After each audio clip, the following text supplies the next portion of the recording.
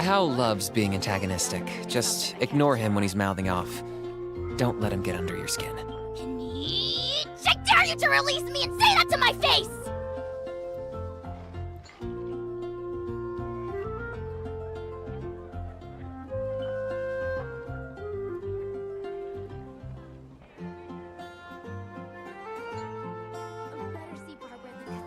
Haven't you heard? There's a strange wanderer near Wolfen. I can think about his dealer.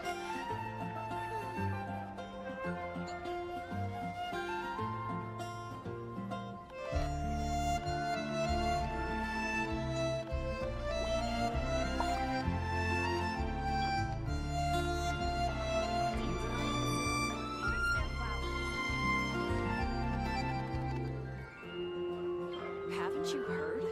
There's a strange wanderer.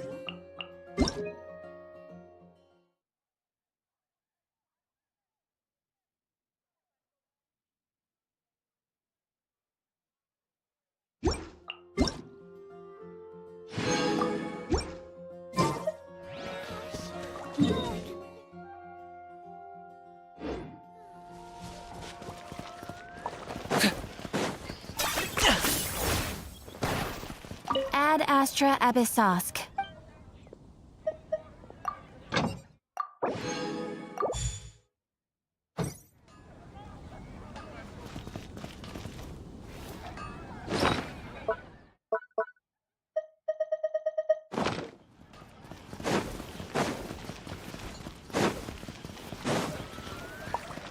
Which should I choose?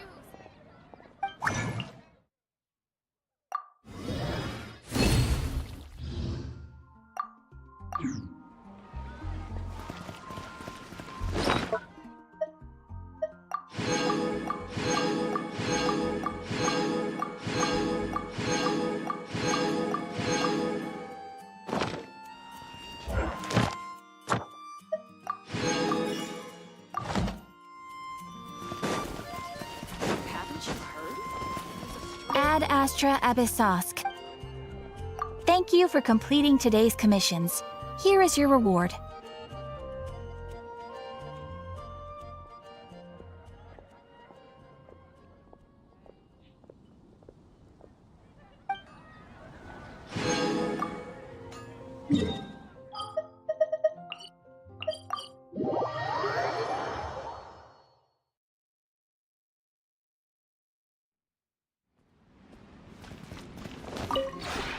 This realm is truly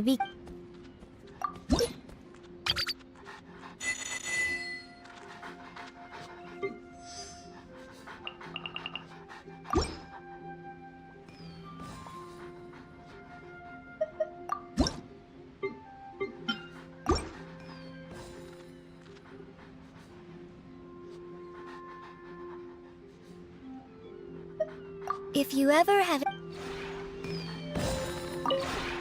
This realm is truly beginning to thrive. I cannot...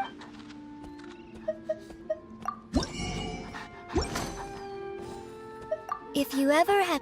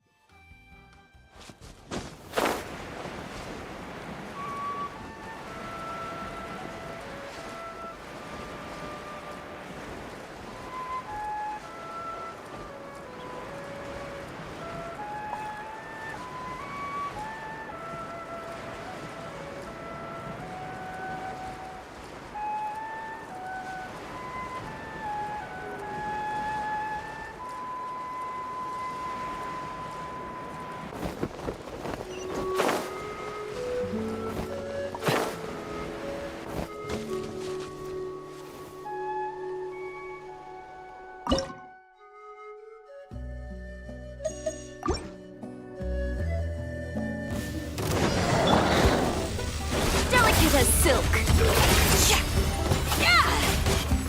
Boba, get them!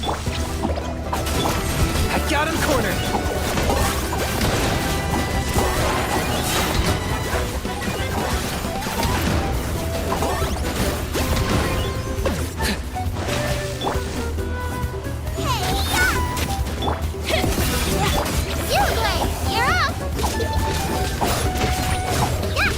Claim these souls! Locked on! The dead would blaze in dragonflight!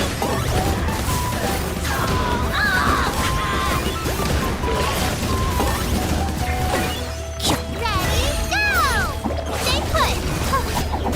Add the frog pan into the fire! I am the cutting edge of fashion. Next customer.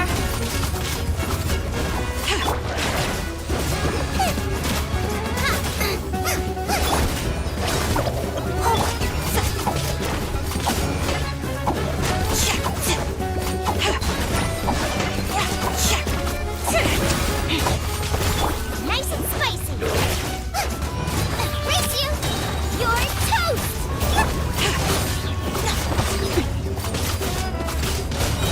Delicate as silk.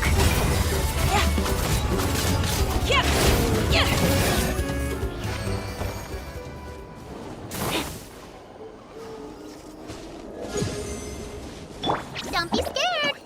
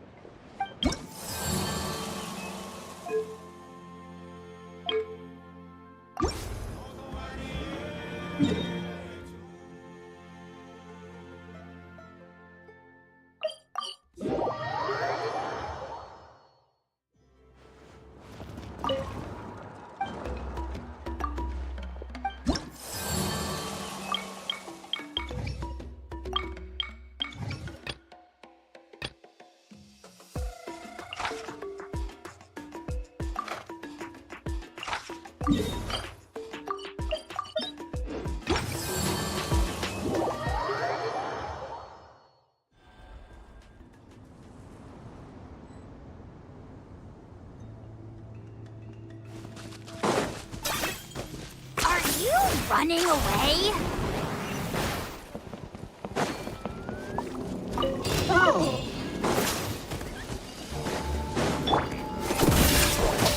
Boba,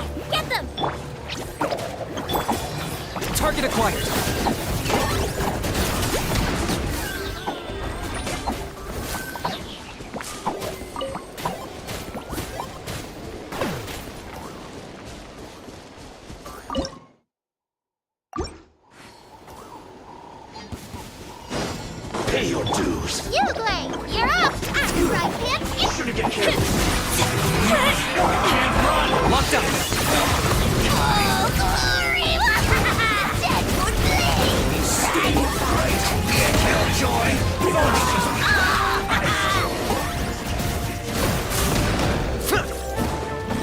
This was I am the cutting edge of fashion. Stay put! Nice and spicy!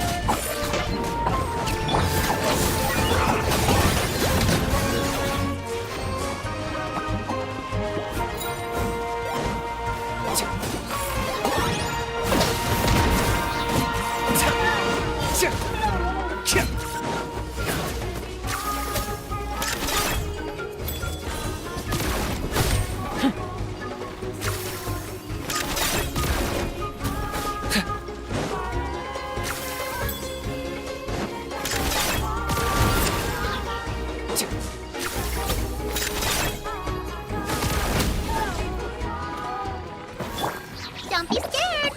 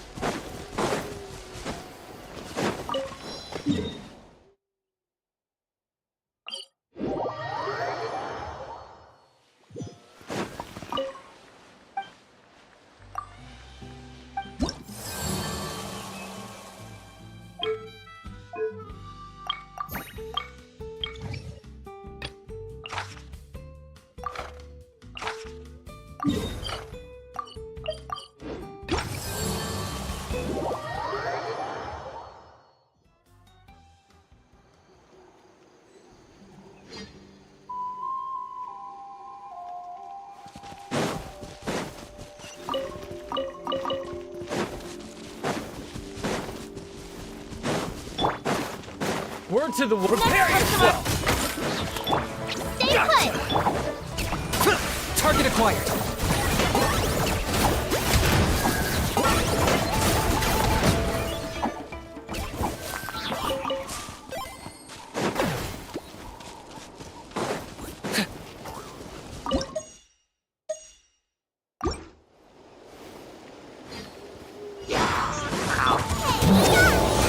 Out of the frying pan! Don't be scared! The Lord of the Night! The dead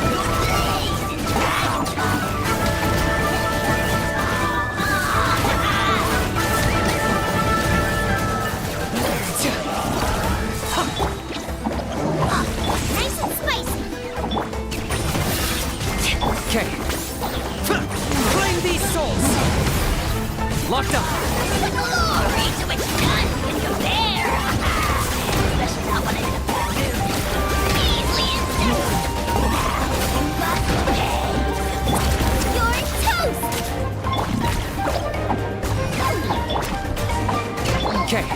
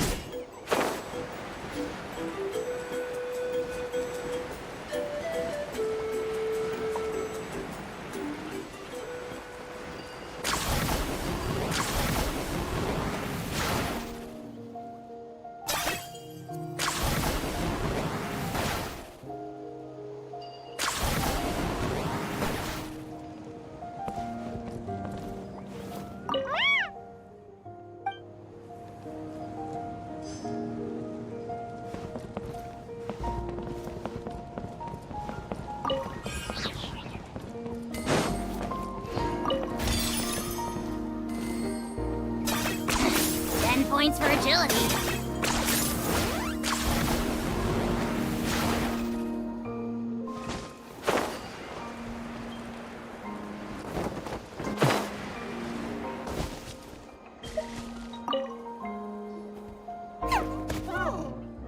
We found them!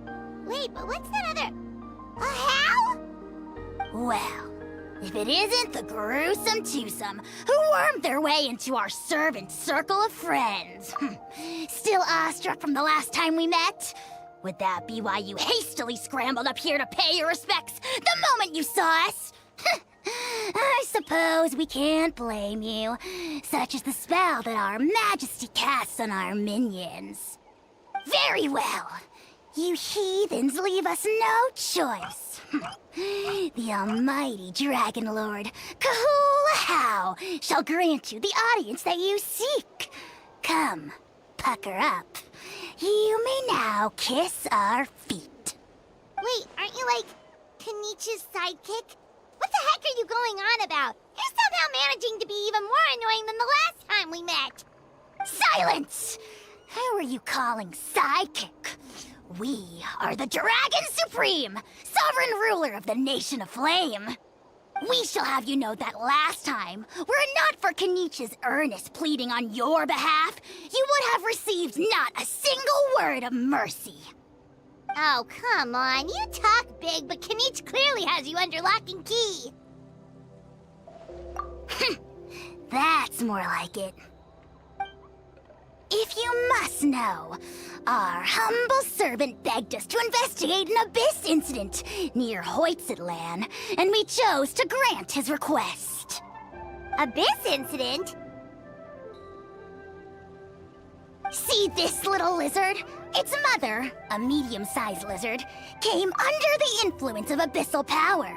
In her confusion, she attacked my servant's tribe, then assailed her own offspring. Yikes. So how is she doing now? She was but a lowly bug fighting against the power of the abyss. Naturally, she has departed for the Night Kingdom. Such a fragile creature. Apparently, she ended her struggle by leaping from a cliff. Leaping from a cliff?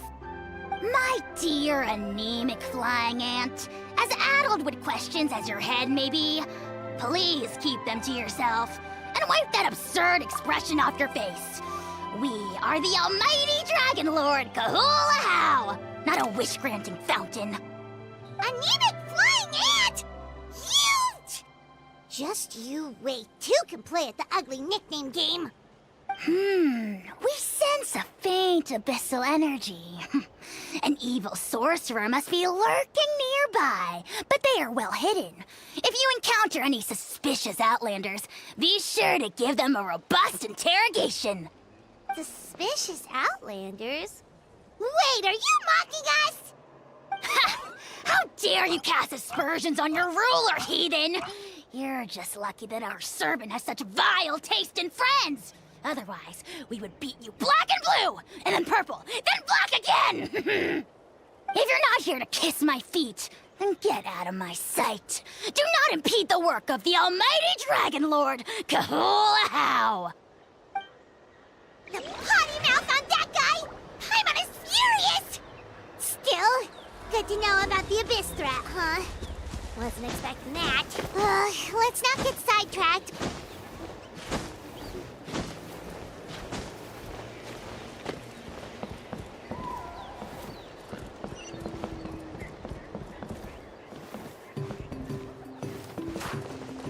Is this really necessary?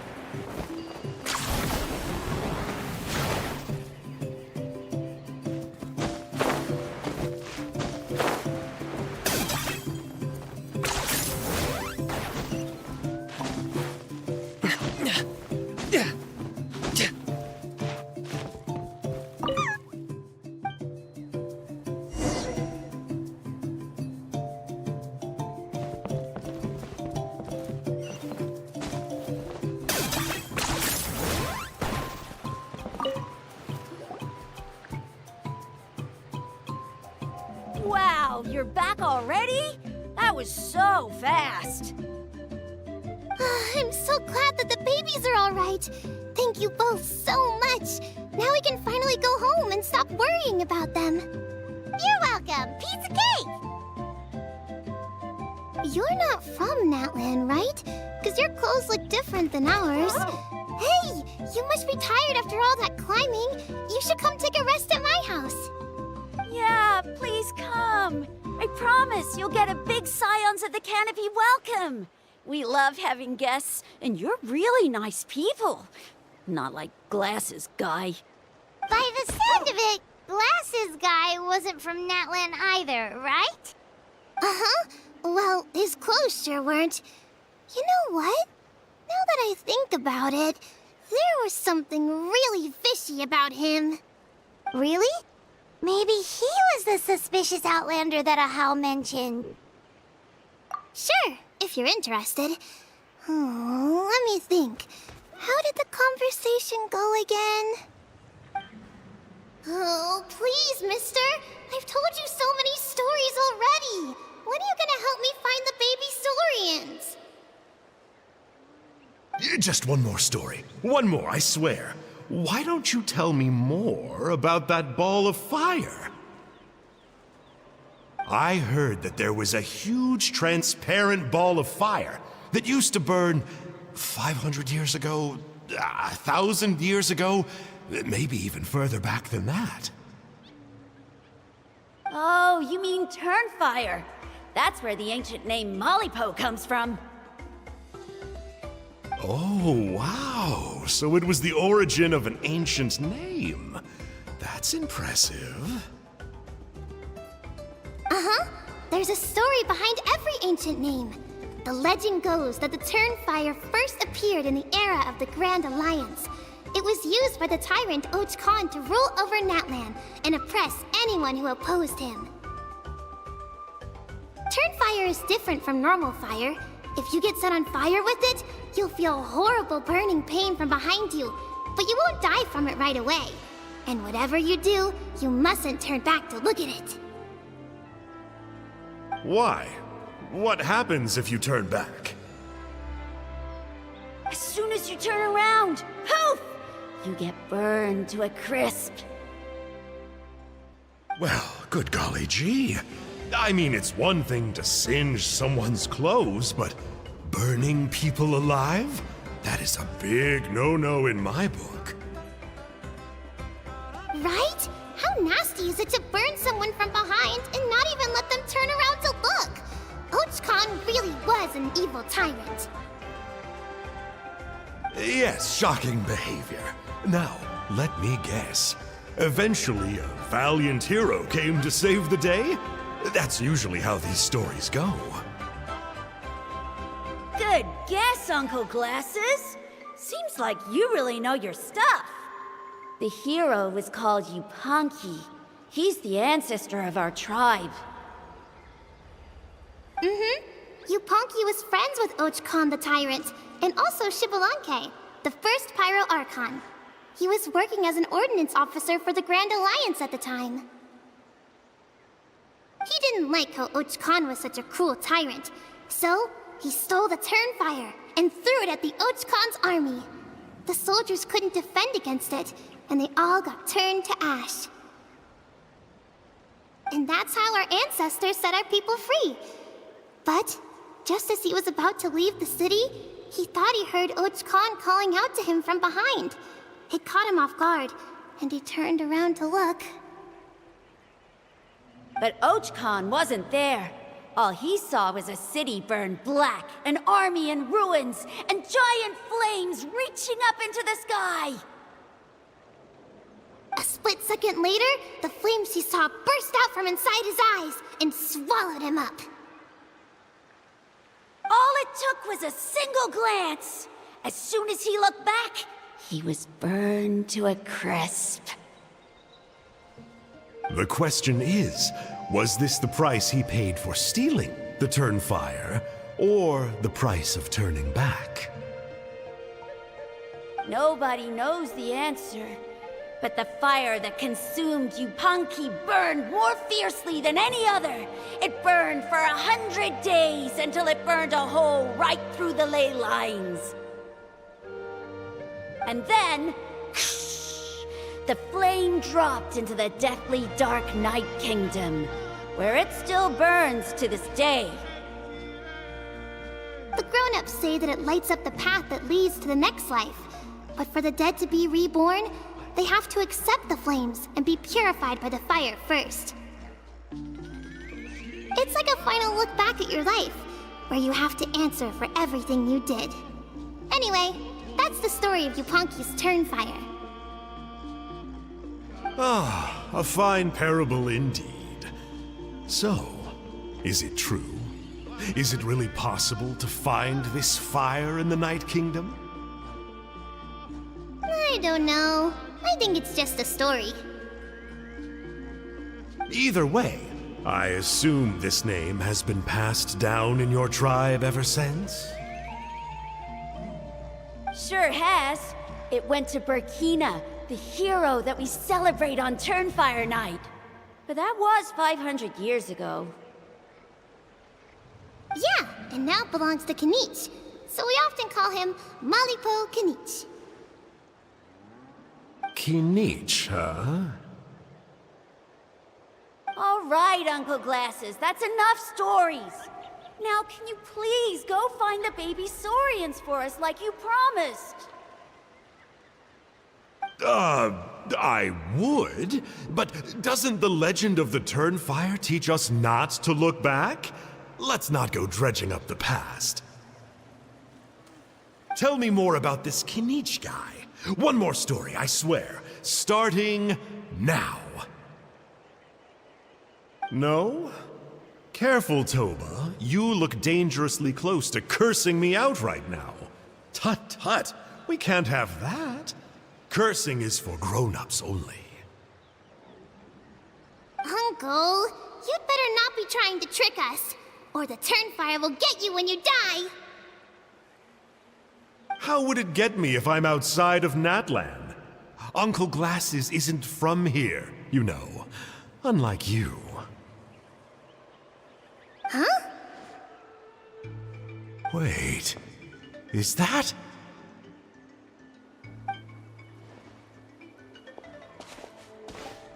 All right, kiddos. I'm a man of my word.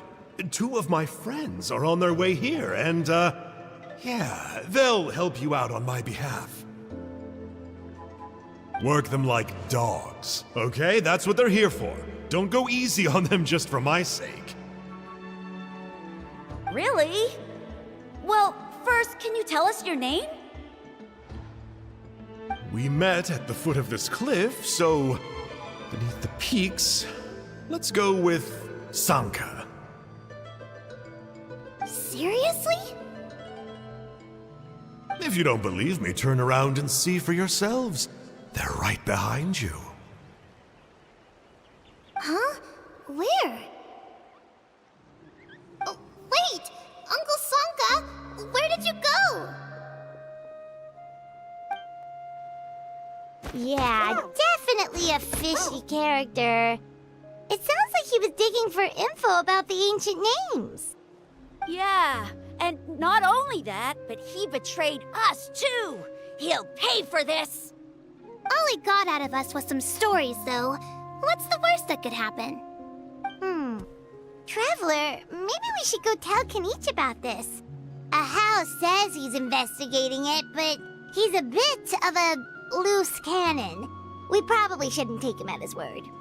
Huh? You know Kanich? Not very well, but we have met him before, and one time we had a meal together. Aw, man, I'm so jealous. I never even spoken to him. He's so cool. He's the Saurian hunter, and he has a really awesome ancient name. Me neither. I don't think my dad really likes him, though. He always tells me to stay away from him. Probably because of that little creep he always hangs out with. He's nasty, and he's so full of himself. Oh, the creep who calls himself Kahul Ahau? Yeah, we've had the pleasure of meeting him too. He sure loves pushing people's buttons. Exactly! I don't know why Kenichi partnered up with him. Why didn't he pick me instead? Uh-oh! Hoonie, look how late it is! We've been out way too long. We better get home now or we'll get yelled at. Oh, yikes. You're right. Okay, well, this path here leads to our settlement. If you decide to visit, remember to come to my house. If there's anything you need, my dad can help get it for you. Hope to see you soon. We gotta run. Bye for now.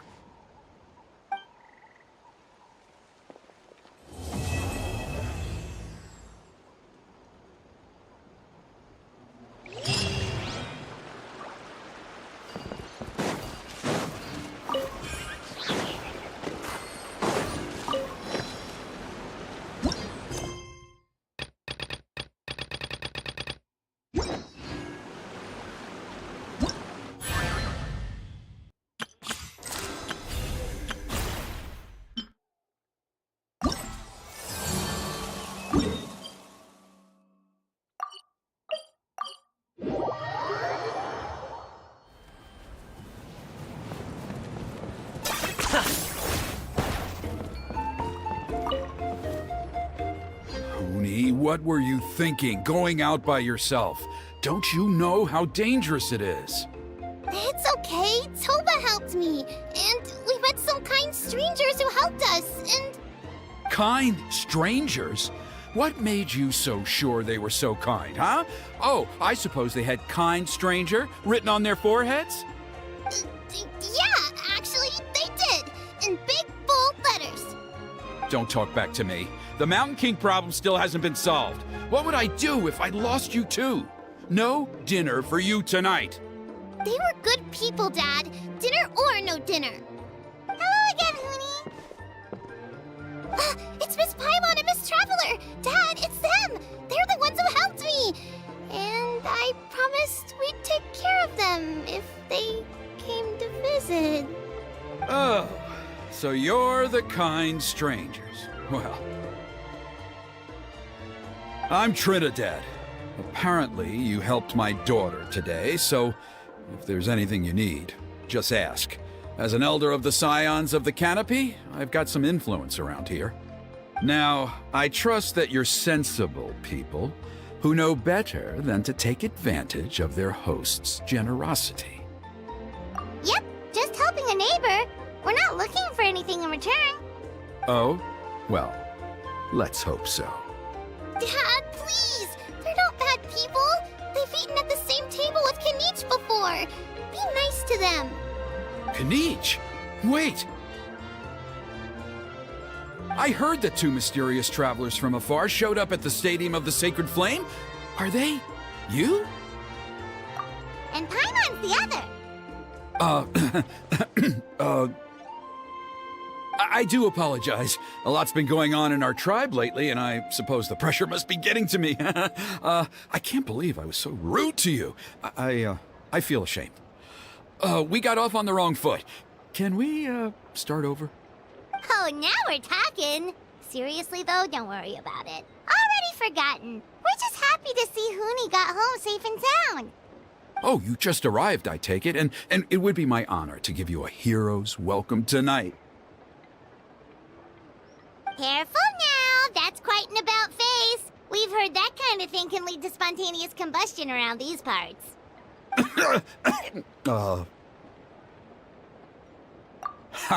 My dear traveler, you are very perceptive indeed. Go inside now, Hoonie. Dad's got some important business to discuss. Okay. Look after Miss Traveler and Miss Paimon. They're very special guests. Well, we'll hear you out, but we can't make any promises that we'll be able to help. Well, this is a matter of utmost importance. Please, allow me to explain. For many years, our tribe has celebrated the Turnfire Night. It is a traditional ceremony among the Scions of the Canopy in which we remember our ancestor, Burkina, and his companion, Kangamato, the Mountain King. Burkina was a hero who bore the ancient name Malipo, and Kangamato was a powerful Yumkasor warrior. Together, they fought against the Abyss. They were victorious, but it came at a great cost. Rakina paid with his life. The Mountain King survived, but was contaminated by the Abyss, and he remains in hibernation to this day.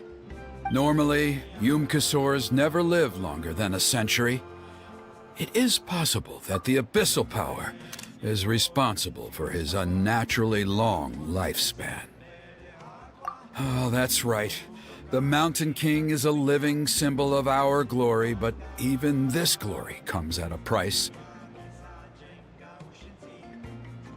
The Abyssal Power inside him is highly sensitive, and when it is disturbed, he awakens and flies into a blind rage, attacking anything that moves.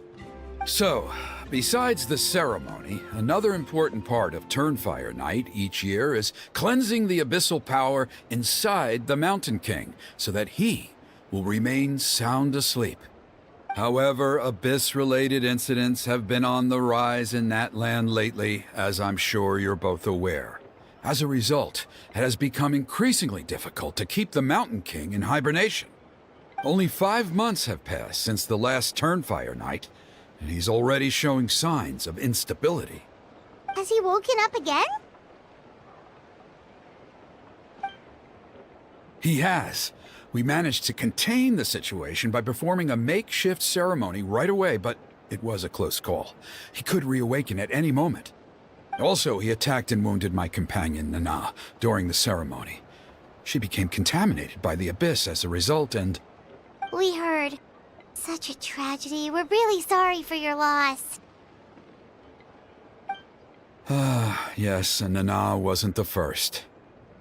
Anyway, right now we're preparing for an exceptional Turnfire Night ceremony, and we need to find a suitable flame bearer.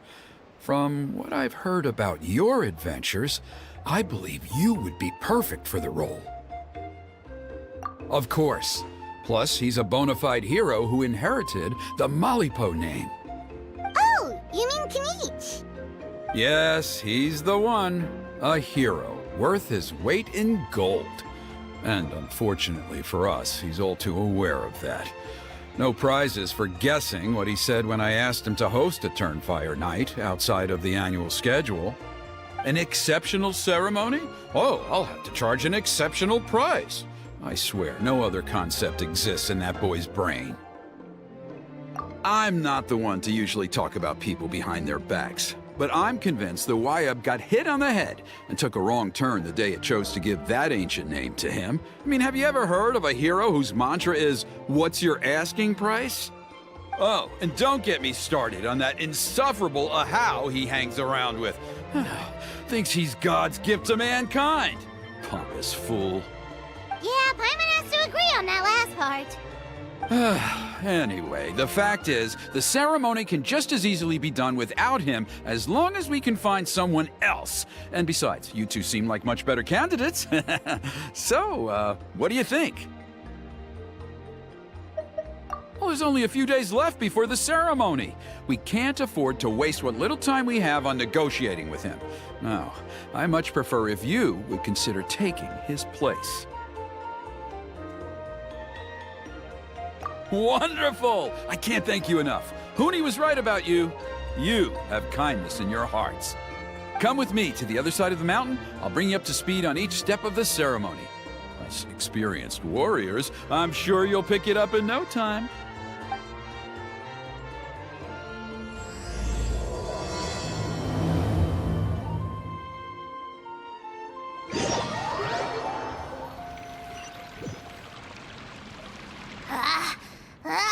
Achoo! Curses! Who dares insult the great Kahul Ahau behind his back? Oh, great Kahul Ahau, bless you. Shut your filthy mouth, worm of the abyss! Your putrid words defile the air we breathe. You make the almighty Dragon Lord, Kahul Ahau, sick to the stomach! Speaking as a member of the Abyss Order, that's music to my ears. Exactly the kind of reaction we're going for. But on a personal level, I gotta say, it's pretty hurtful. Ugh, never have we heard such brazen blustering from someone who is inches from death. Up yours, Four Eyes! We spit in your face! Okay, well, that I am at a loss to explain. How do I manage to stay so chirpy and cheerful? I can only guess it's some kind of powerful magic. But I digress. Mr. Kinich, I admit it, you, sir, are a legendary hunter. Still, the only reason you caught me is that I was reluctant to run away. You see, I'm very interested in the lore of your tribe. Okay. Is that it? Kay? Aren't you intrigued to know what it is about you guys that prompted a visit from the Abyss? It's the extreme sports! The other day, I narrowly avoided getting hit by a very brave soul who just leaped off a cliff. I think you call it bungee jumping? Anyway, I was very impressed. That is what I call embracing the spirit of adventure. Look, I even did a painting inspired by the bravery and freedom of the scions of the canopy. You scum-sucking swine! Ugh, I swear, if you go bungee jumping, it'll be without a rope! Head first off the tallest cliff, with a band of hunters on your tail, and nowhere left to run, and a bottomless cesspit waiting for you on the ground. You say that, but I get the sense that Mr. Kinich isn't planning to take my life right now. On top of that, I'm tired of spying on you from afar. So why don't we just negotiate a comfortable operating distance that works for both of us? I've heard that the most important thing in human relationships is to respect each other's boundaries. What do you say, Mr. Kinich? Or you could tell me what it is you're really after. What? And then I'll name my price.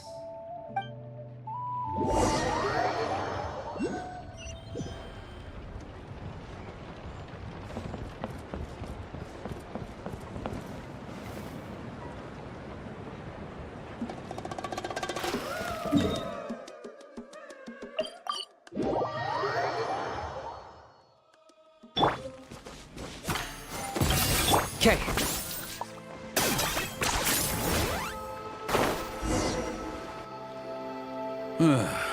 The Abyss contamination is back. No surprises there. No doubt that explains the Mountain King's recent activity. See those torches over there? Those are the Sacred Flame offshoots that we requested from the Stadium of the Sacred Flame. They contain the power of the Pyro Archon. Are you saying that the Sacred Flame and the Turnfire are the same thing? Well, for ceremonial purposes, at least. Sending someone to the Night Kingdom to retrieve the legendary Turnfire isn't exactly an option. More to the point, though, the Sacred Flame is able to burn away abyssal filth, so that's why we use it in the ceremony. Gotcha! So basically, we just need to clean up the filth with the Sacred Flame. Well, that's one part of it, yes, but the complete ceremony is a bit more complicated than that. First, the flame bearer must collect a kindling of the sacred flame from the starting point, then use a grappling hook to fly up into the sky and light each of the sacred flame pillars. Then, they must go down into the canyon, all the way into the cave where the Mountain King slumbers, lighting braziers and the final altar along the way. The most skilled flame bearers can accomplish all of this without touching the ground once. As much as I hate to admit it, Kinich is capable of this. Wow! He can do all that flying without ever falling to the ground? Well, of course Paimon can. It'd be much harder for you guys. Well, don't worry. It's not a requirement of the ceremony. You're allowed to touch the ground. The only thing you're not allowed to do is turn back. The flame bearer must always keep moving forward. You can't skip a pillar, then come back to it after lighting the next one. To do so would be to disrespect our ancestors. So, what actually happens if you do turn back? Surely the fires don't just go out. If you're not careful, you might get burned. What about today then? Does the same rule apply? Oh no, don't worry. Today is just a practice. The order doesn't matter. You just need to take the sacred flame, cleanse the filth, then go light all the braziers. Are you ready? I'll repeat all the key points again.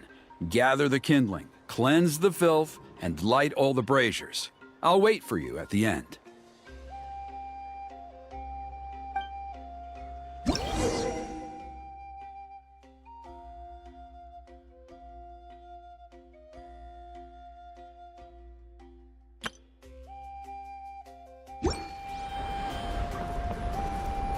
Alright, let's use this kindling to complete our mission.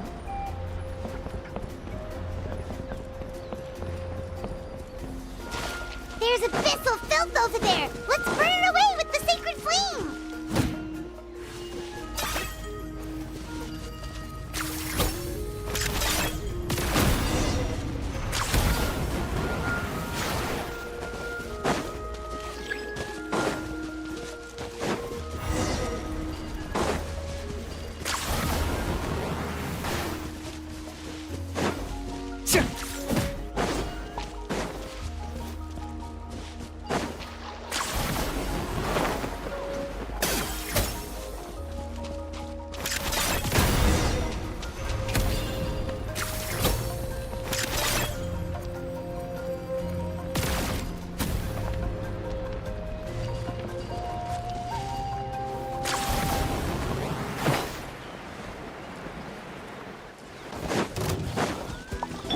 Lend me a hand. Delicate as silk. I'm the frying pan. Yupanqui, you're up! Target acquired.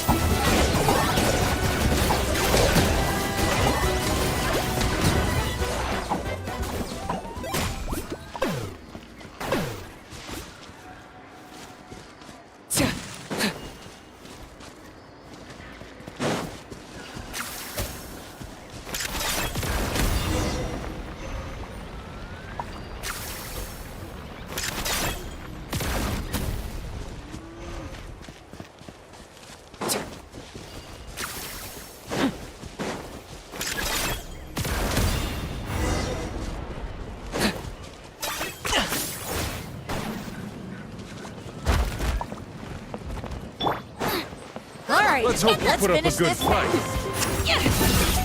Don't be scared! Locked up.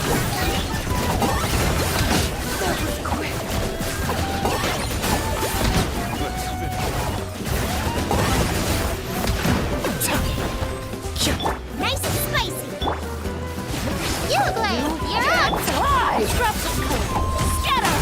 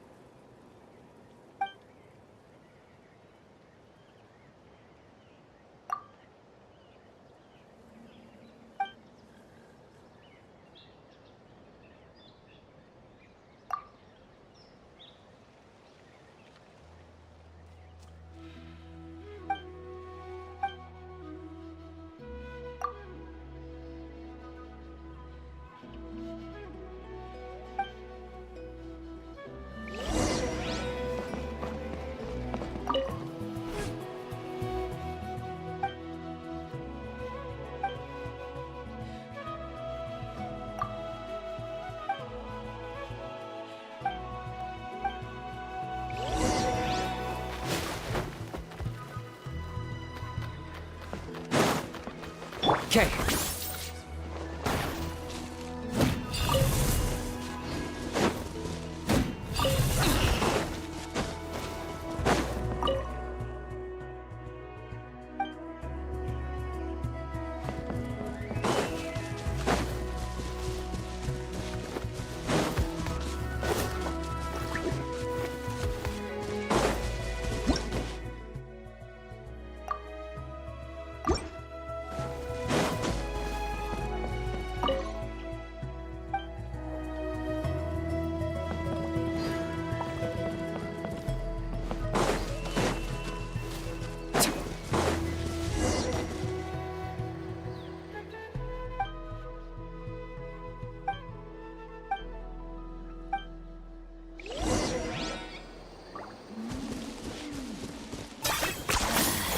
really are a one-trick pony, you know.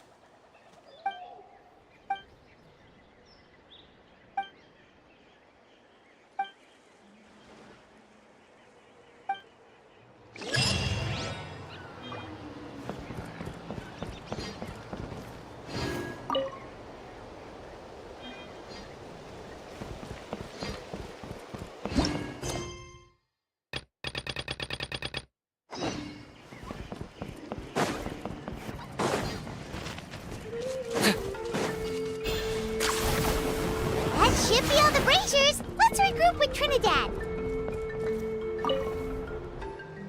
I knew I was right about you. You have outperformed all of the other previous candidates.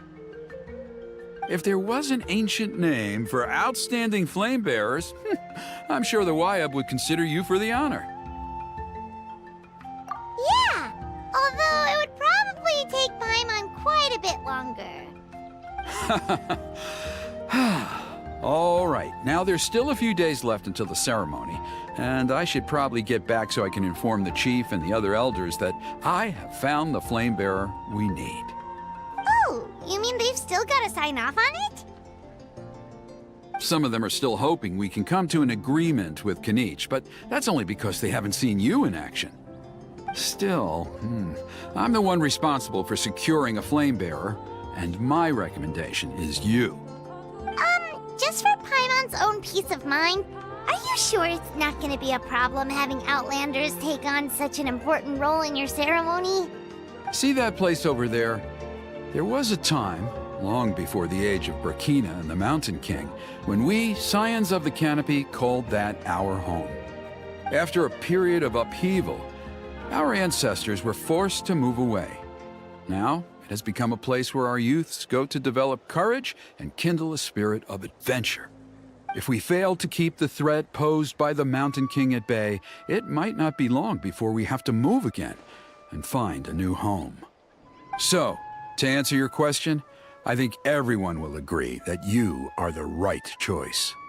Fair enough. Desperate times call for desperate measures. I'll need you to drop by my place at some point before the ceremony, if that's all right. There are still a few final details that we need to discuss. Okay, see you later then. You have my gratitude. We've helped out with a lot of other local festivals before, but this one feels a little different.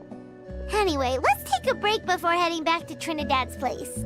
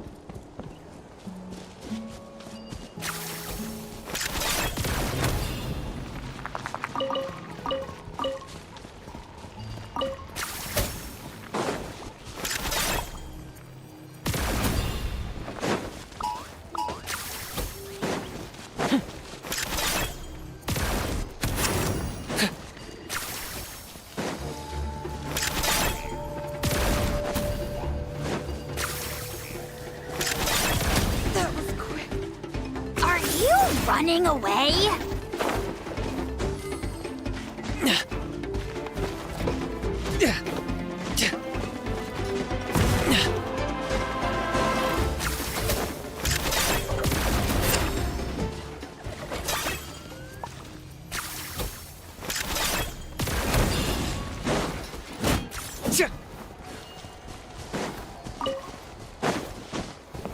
Got something you want to say? All right, you asked for it! Next customer!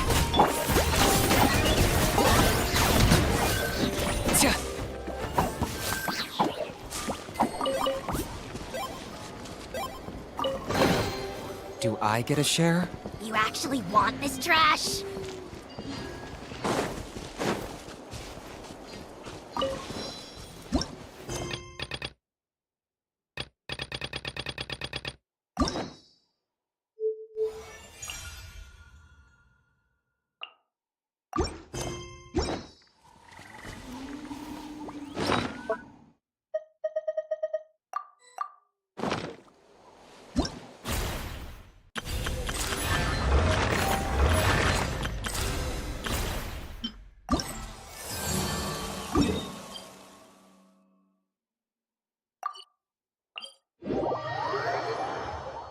I'm not the friend to come.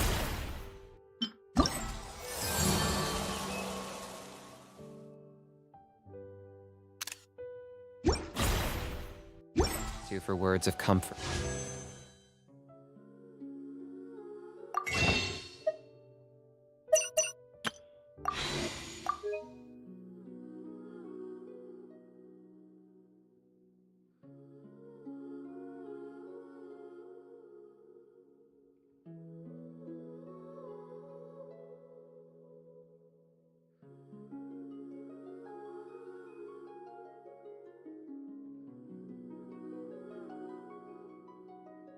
Encouragement. But when it comes to weighing the costs of your actions, ask away.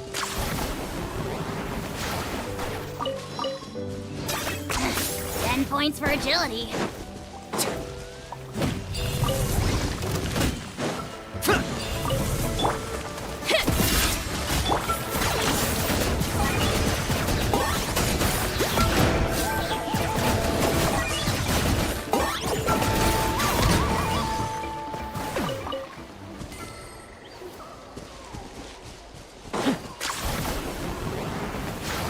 Is this really necessary?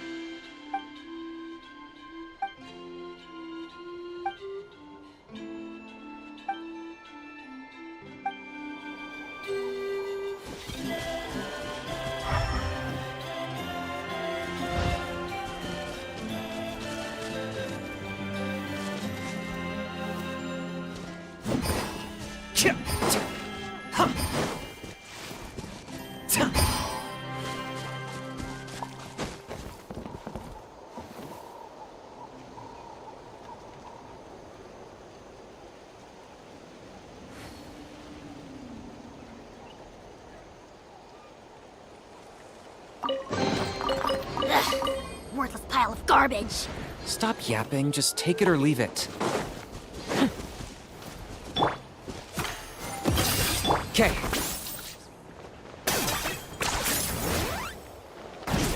Yeah.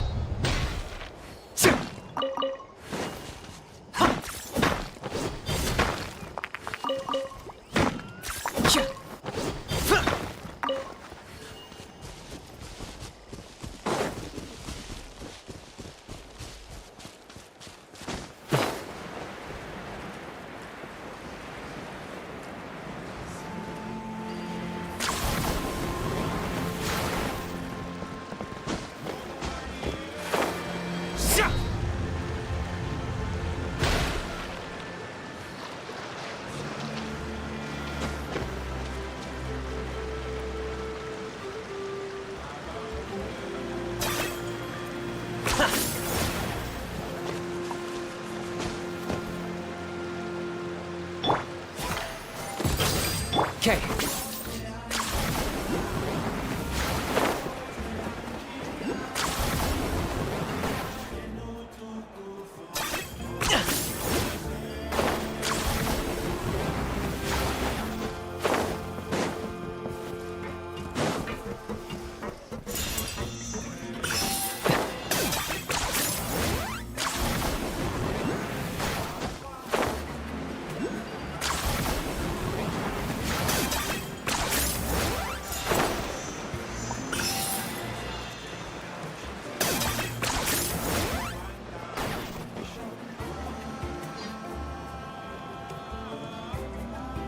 Traveler?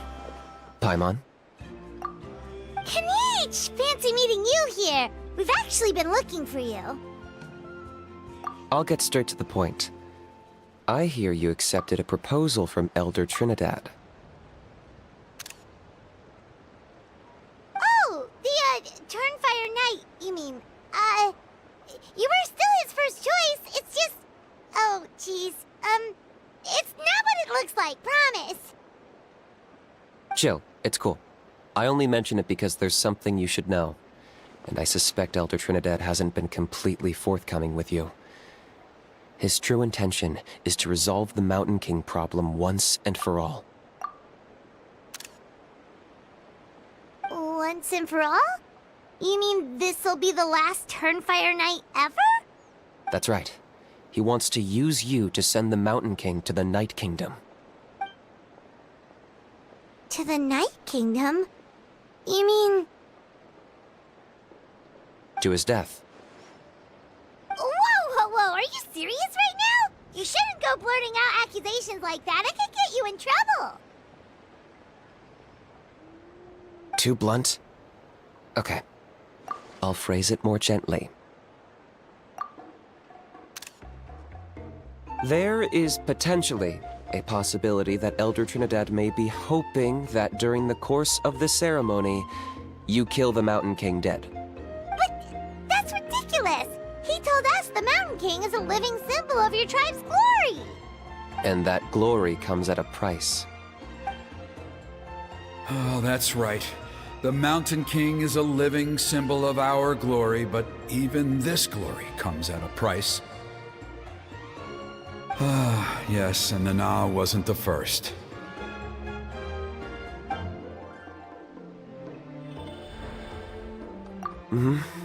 She likely won't be the last to lose her life either.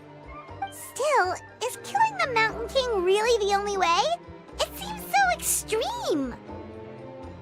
The Mountain King is a unique case when it comes to abyssal contamination. It's eaten away at him for so long that it has consumed him entirely, and the damage is irreversible. That evil power has both driven him insane and kept him alive over the centuries. So, to look at it one way, once it's completely purged from his body, the Mountain King will finally be able to rest in peace.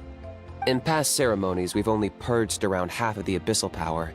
This was to strike a balance, to keep him alive, but also keep him asleep.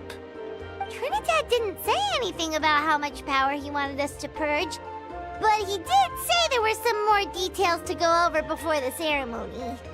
Then it sounds like you'll know for sure soon enough. If he really asks us to kill the Mountain King, what should we do? I know this must come as quite a shock, so I suggest you act like you didn't hear anything for now. But would you have time to visit the chief after your meeting with Elder Trinidad? I'd like to make a deal with you.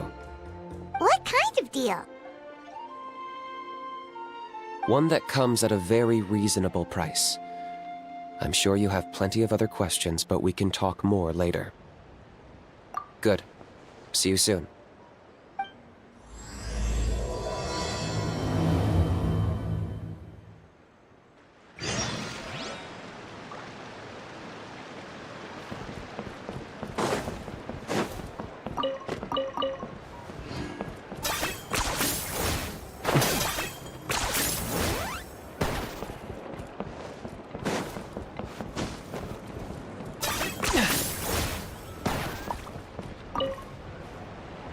Ah, mighty Outlanders, you have returned.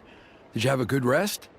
It was, pretty good, yeah. Glad to hear it. Things are progressing very smoothly on my end. Many of the elders have heard of your heroic deeds, including the chief. They all speak very favorably of you.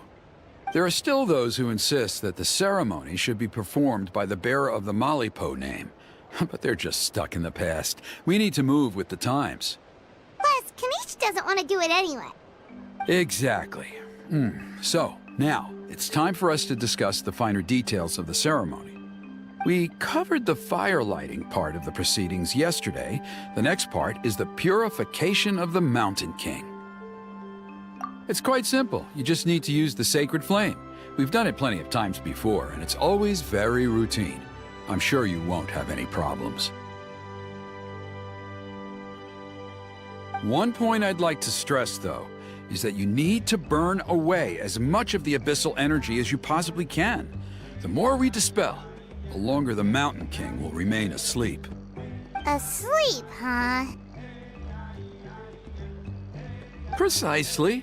In previous years, the Flame Bearer has often been unable to dispel a sufficient amount of abyssal energy.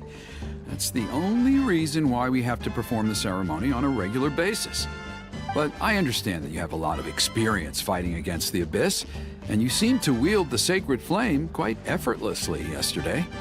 With your help, I'm optimistic this time we can dispel all the remaining abyssal energy from the Mountain King's body, freeing us from this ever-looming threat for many years to come. Traveler? So this doesn't faze you at all, huh? You clearly have a lot of confidence in yourself. If that's all you really need to know, the ceremony's in 3 days. I'll come and fetch you when we're ready.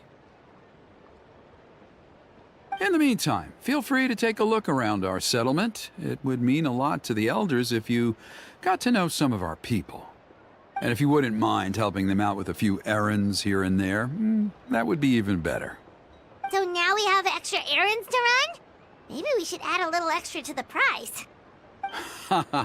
Just a humble suggestion, that's all. It will help you gain the respect of our people, and as a mighty hero, I truly believe that's what you deserve.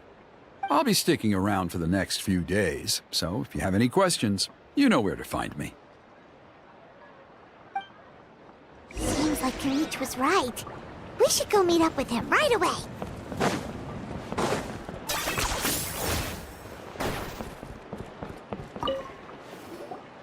Huh, you're here. Kanish! Elder Trinidad said that... I can tell. It's written on your faces.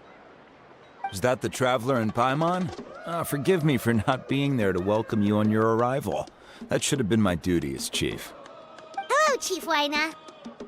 I only heard the news from Trinidad yesterday, so I asked Kanish to invite you over for a quick chat. I believe Kanish has already filled you in, so I'll get straight to the point. Firstly, I fully endorse your appointment as flame bearers for the upcoming Turnfire night. However, I would like to request that you take steps to ensure the Mountain King's safety.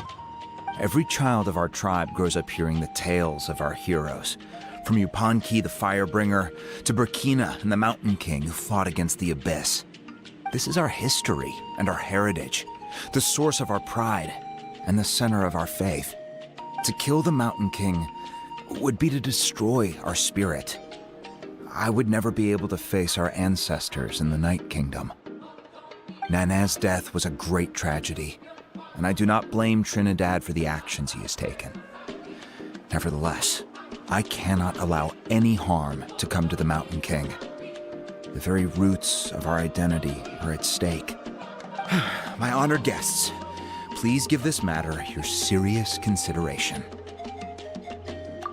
Perhaps there is, but despite all our attempts to contain the situation over the years, we've not found it. Right now, I should like to hear where you stand on this matter. I understand. There are still 3 days left before the ceremony. I hope they will bring you clarity. So, Kanish, earlier you were saying that... Let's walk and talk. I'll show you around the tribe. That works too. Paimon needs to get some air after this.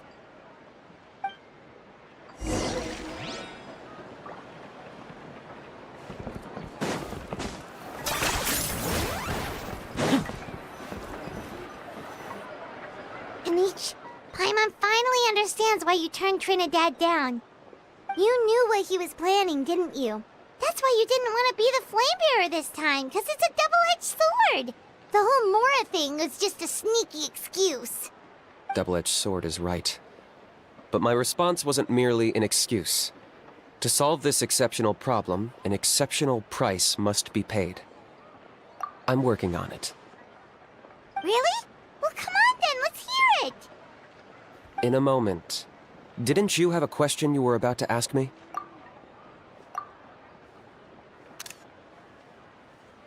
Oh, yeah. What was it again? Oh, right. We need to talk about a How. He's completely unhinged. I agree that he has a problem. He needs disciplining, so I hired him a teacher. You got him a teacher? Oh, Paimon would love to see him get scolded for bad behavior. Anyway, moving on.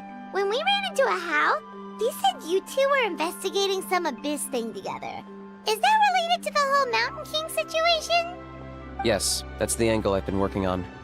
I'm a Saurian hunter, but I occasionally hunt the abyss too. One time I was pursuing some purple demonic dogs when I accidentally entered a hidden space. I did some research after the fact. Apparently they're known as beastly rifts, and there are many of them of all different sizes. That's where those purple dogs were coming from. So, if we can locate one of these beastly rifts, clear the monsters out, and move the Mountain King inside, he'd be able to continue living, but without posing a threat to the tribe. whoa, that sounds kinda crazy. Would it really work? It's not without its risks, of course. There's a lot of unknowns in the equation. For instance, for all we know, a prolonged period inside the rift could make the Mountain King's condition worse. Still, we desperately need something like this, even just as a temporary measure. You've seen the conflict the issue is causing in our tribe for yourselves, and believe me, it's been a long time coming. The chief is adamant about keeping the Mountain King alive, whatever happens. Paimon can understand. It's less about the Mountain King and more about preserving your culture and heritage. Yes, but on the flip side, you've got people like Elder Trinidad, who is more concerned about protecting the people he cares about now and into the future. And he has every right to take that view. It's one thing to try and preserve the last remnants of a glorious past, but making your kin pay the price for it? No one can seriously tell them that's a fair trade. You're right. There's no easy answers here. Let's leave that to one side for a moment and assume we go with your plan. How do you actually intend to find one of these beastly rifts? Because at least in our experience, the dogs open the rifts when they want to attack us, not the other way around. I think I know a way. You have any better ideas? Not at the moment, but it just feels like using the power of the Abyss for our own ends isn't gonna end well. After all, the Abyss is what turned the Mountain King into a monster in the first place. People are gonna think you've lost your marbles. If it doesn't end well, then that's the price we pay. Everything in the world comes at a price. Even when Yupanqui, the Firebringer, stole the Turnfire, it cost him dearly. The Mountain King's erratic outbursts have brought tensions within the tribe to a boiling point. Unless this gets resolved quickly, everyone will be stuck in a stalemate. Alright, so what's this deal you wanted to make with us? We're hardly experts on exploiting abyssal power. All I need you to do is keep people away from me. I'm getting harassed on a daily basis by people trying to convince me to be the Flamebearer. I can't afford to waste all my energy dealing with them. If you help me out, there'll be a gift for you in return. Ooh, what kind of gift? Something well worth your while, I'd say. Just keep doing what you've been doing. Integrate yourself with the tribespeople, so everyone comes to terms with the fact that we have a new Flamebearer. That way, I won't have an endless stream of people coming to beg me to join the ceremony, and I can focus on finding a way to summon the beastly rift. Then, when the day of the ceremony comes, we'll move the Mountain King into his new home. Still sounds pretty crazy. Even for a daredevil like you, that's dangerous. And if it works, what if neither Chief Wyna nor Elder Trinidad are happy with it? Have you thought about what you'd do then? At least the two of them would finally be on the same side of the issue, leaving only me on the opposing side.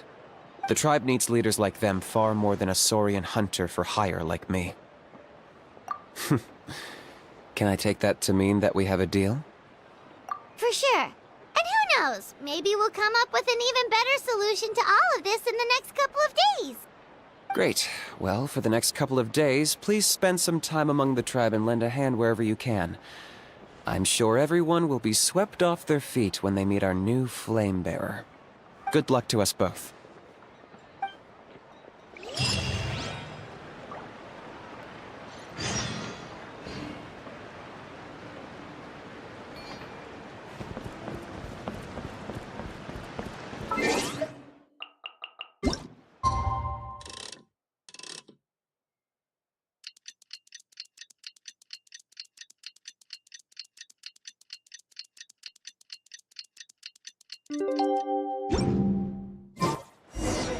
Okay, task for the day.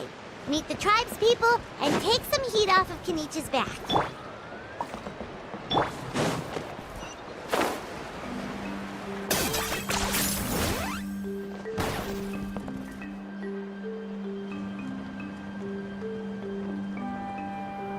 Huni, how can you call the Mountain King a monster?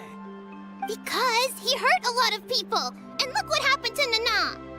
But it wasn't on purpose. The Mountain King is sick, that's all. He's been hurt by the Abyss. That's true, but the fact remains that he's now a threat to all of us. How can you be so harsh to someone who's sick? If you don't take back what you just said, I don't know if we can carry on being friends. Toba, Huni, what's wrong? Huni's saying nasty things about the Mountain King. It's not right. He's our hero. Once upon a time, maybe, but not anymore. Yesterday, maybe, but not anymore. Toba? Fine. I guess my dad is right. Things change, and you just have to accept it and move forward. As of today, our friendship is over. There's no going back. Oh, come on, cut it out, you two. We have some great news to tell you. The Traveler is gonna be the flame bearer for the next Turnfire night. She's gonna do a beautiful ceremony and cure the Mountain King's illness for good. What? Really? So that's what my dad wanted to talk to you about? To be fair, from what we saw the other day, you are pretty good at climbing cliffs. Probably just as good as Kenich. Wait, speaking of Kenich, where even is that guy? Oh yeah, good question. Is he not coming to the ceremony anymore? We can get him to come, but if he catches you two fighting again, he won't be happy.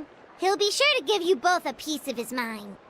No, we can't let that happen. I've never even spoken to him before. I can't afford to make such a bad first impression. I didn't mean to argue with Toba. All I said was that the Mountain King has done some pretty bad things. He was the one who turned it into a fight. Yeah, if you weren't friends, there's no way Toba would have come to look for the baby Saurians with you. All right. Well, because it's the Traveler and Paimon and Kenich, I'm sorry, Toba. I'm sorry for all the mean things I said about the Mountain King. Dad just really misses Nana, and I was really upset that she's gone, too. Huh? Oh. I shouldn't have spoken to you the way I did either. It wasn't very nice of me. For the Traveler and Paimon, Kenich, and for Nana. I'm sorry too, Huni. That's more like it. Now you're best friends again! Guess so. Toba, if I ever say something mean about the Mountain King in the future, I'll make sure I say it to someone else, and not you. I'd better go buy some colored cloth for my dad now. He needs it for Turnfire night. Let's play again some other time. See you, Toba. See you, Traveler and Paimon. Okay. I'll head home as well then. See you next time. Okay, take care, you two. Even though they said they're sorry, it looks like their friendship isn't as strong as it was before. Let's just hope we can solve this once and for all. Come on, let's move on.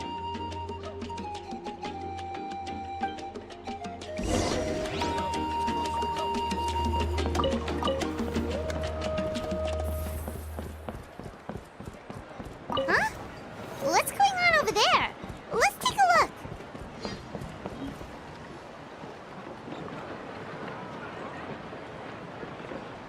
Hey there! What's happening here?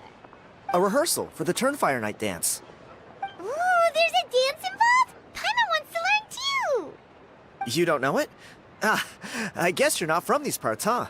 It's rare to see a new face around the tribe these days. I thought everyone would be keeping away. Why do you say that? Because of the Turnfire Night, of course. The Mountain King could wake up at any time. That's why we're holding an emergency ceremony. This isn't one of those fun and games festivals. For outsiders, it might even be a little dangerous. Well, did you know that the Flame Bearer this time is actually gonna be an outsider? Oh, I did hear about that. It's a first for sure. I would have loved to meet them in person. What? Oh, it's you?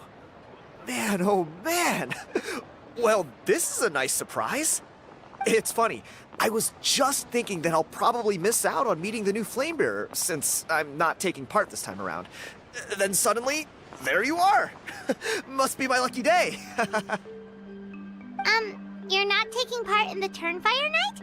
How come? You're not an outsider too, are you? You must be joking. Watch this.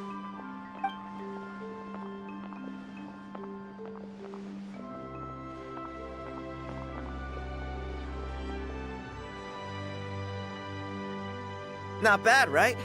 Yeah, I'm considered one of the better looking guys who dances beneath the pillars of the sacred flame. Been doing it a few years. Always gets the ladies out to watch. Oh, very impressive. So why'd you quit?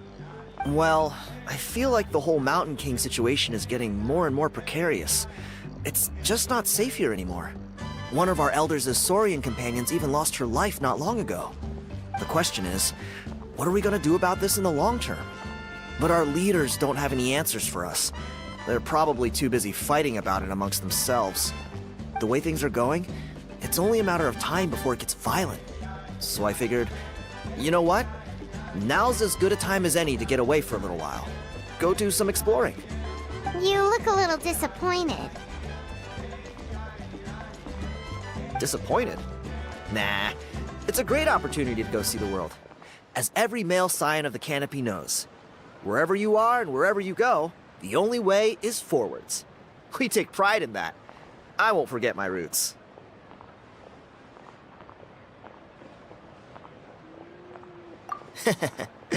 I managed to get in touch with the Saurian Relics Association. They gave me a simple test. Find a decent quality relic, and they'll make me a member. What's the Saurian Relics Association? You've never heard of it? It's a group of amateur history enthusiasts who do research on the ancient Saurian era.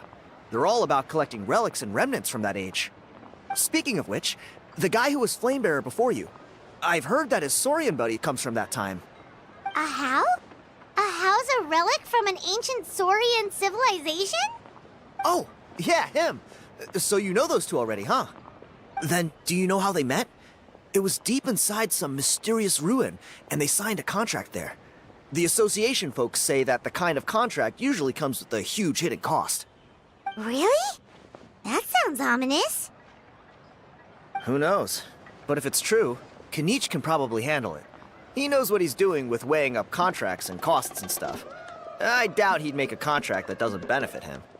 Strangely enough, I actually happened upon a strange mural a while back, and it looked to me like it was depicting a Saurian and a human involved in some kind of Saurian-era contract ritual. Oh, does that count as a relic then? You bet it does. I was all ready to go take a picture of it and use it as my entry ticket to the association. But after all the abyssal activity recently, I heard that area's been overrun by monsters. The best laid plans, huh? I'll just have to wait and see if things improve. Or... you look like you know your way around a fight.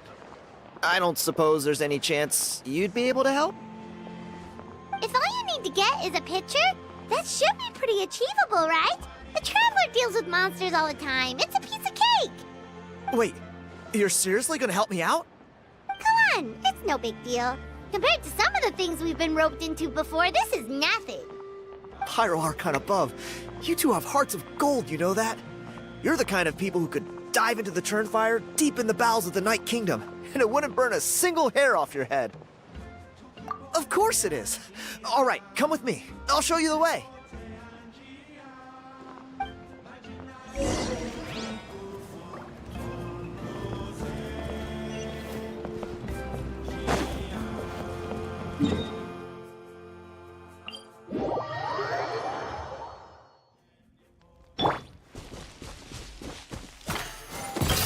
Okay.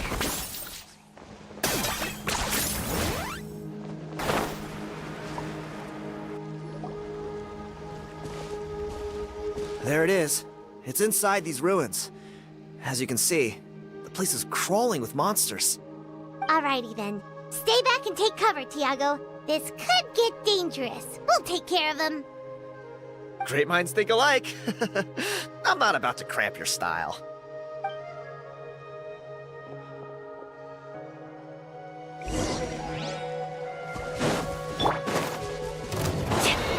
Let's go to the... Don't be scared. For the Lord of the Night! Glory to which none can compare! Especially not when it's that dude. Measly insect! You must Delicate as silk.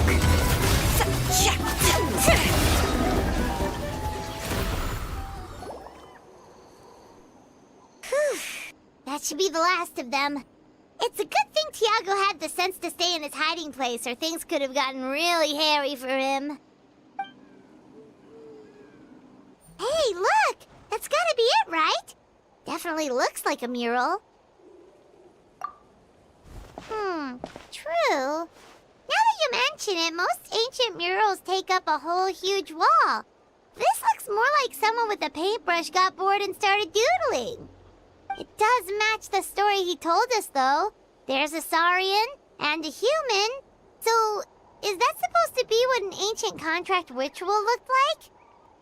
Whatever. We're not here to decipher it. Just photograph it.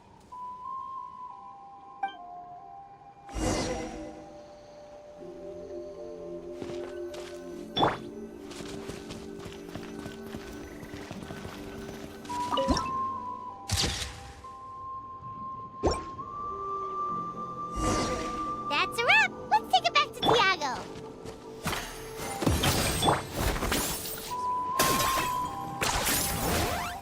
Is this really necessary? You've been robbed? Oh, Ponche. And I thought my luck was bad. I put blood, sweat, and tears into that, and now I've got nothing to show for it. Some gap-toothed goon stole it from me.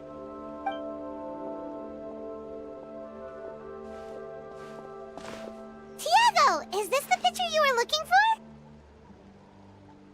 Let me take a look. Yep, that's the one. Pyro Archon above, you two are superhumans. Hey, Ponche, come and say hi to these guys. They're gonna be the new flame bearers, and they're tough as nails. Wait, are you the Traveler and Paimon? Huh? You already know each other? I don't think so. My nephew Toba's been telling everyone about you. He says you're crazy strong, super friendly, that you helped him out, and that you're gonna be our flame bearers this Turnfire night.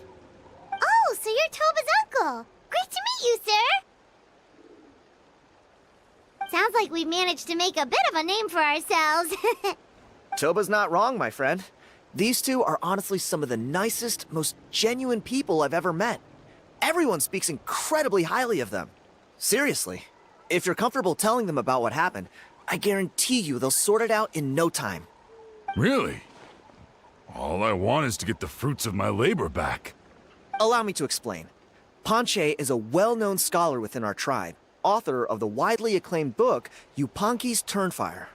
Unfortunately, the book was stolen by a treasure hoarder a few hours ago. I spent years of my life researching that book. I visited every last ruin, interviewed every descendant of every hero in our history. On the word Malipo alone, I covered at least 5 different interpretations of the meaning based on accounts from different villages. It was an unparalleled masterpiece. And now it's all gone. That little goon ambushed me during my morning walk. He snatched all of my belongings, including my entire manuscript. That book was everything to him. It's like they robbed him of his soul when they took it. Look at him. Lost and listless. He's a shell of the man he was.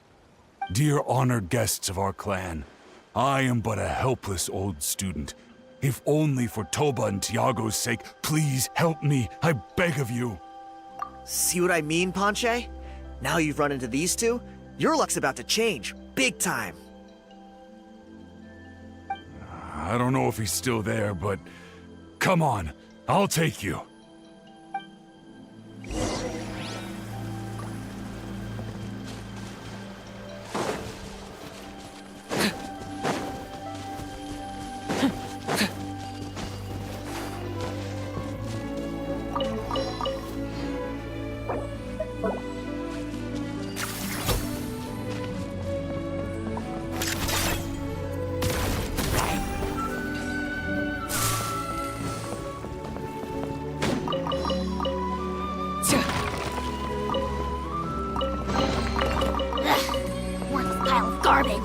Stop yapping, just take it or leave it.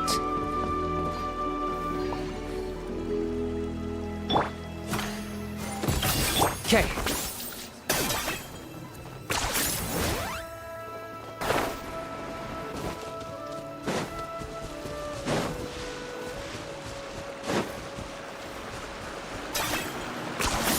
You really are a one-trick pony, you know.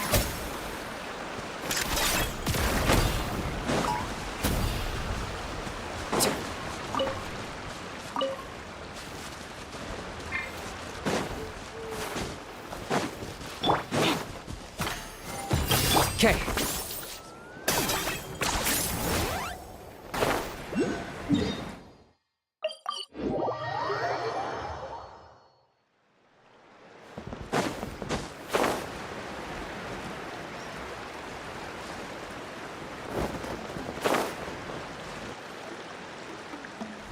Hey! You thieving rat! Give me my things back! What do you want now, you old bum? God, you're a waste of space. Prepare to get shoved butt first into a tree hollow. Oh, what's this? Brought a little bodyguard with you, huh? All right, let's see what you've got. Watch this! Eat dirt, suckers!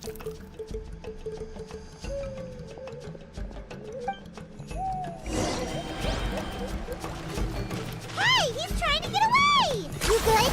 Let's chase him down! Stop, please! By all the warriors, heroes, gods, and kings, I can't run any longer. Please, I don't have your stuff anymore. Have mercy. Oh yeah? Well, where is it then? I threw it away. You threw it away? The old bum's bag didn't have a single mora in it. Just a tatty old book, worn out pens, and some old rags. All that time lying in wait was for nothing. I was so mad I just threw all of it away. Is that really the truth? Okay then, where did you throw it away? The same place you found me. Look, I swear on the Pyro Archon it's the truth. May all my worldly possessions be turned to ash by Turnfire if I'm lying. Okay, that's a pretty strong oath. What do we do now? It sounds like he's telling the truth. Right. Let's hope nobody gets to the book before we do. We'll never get it back then.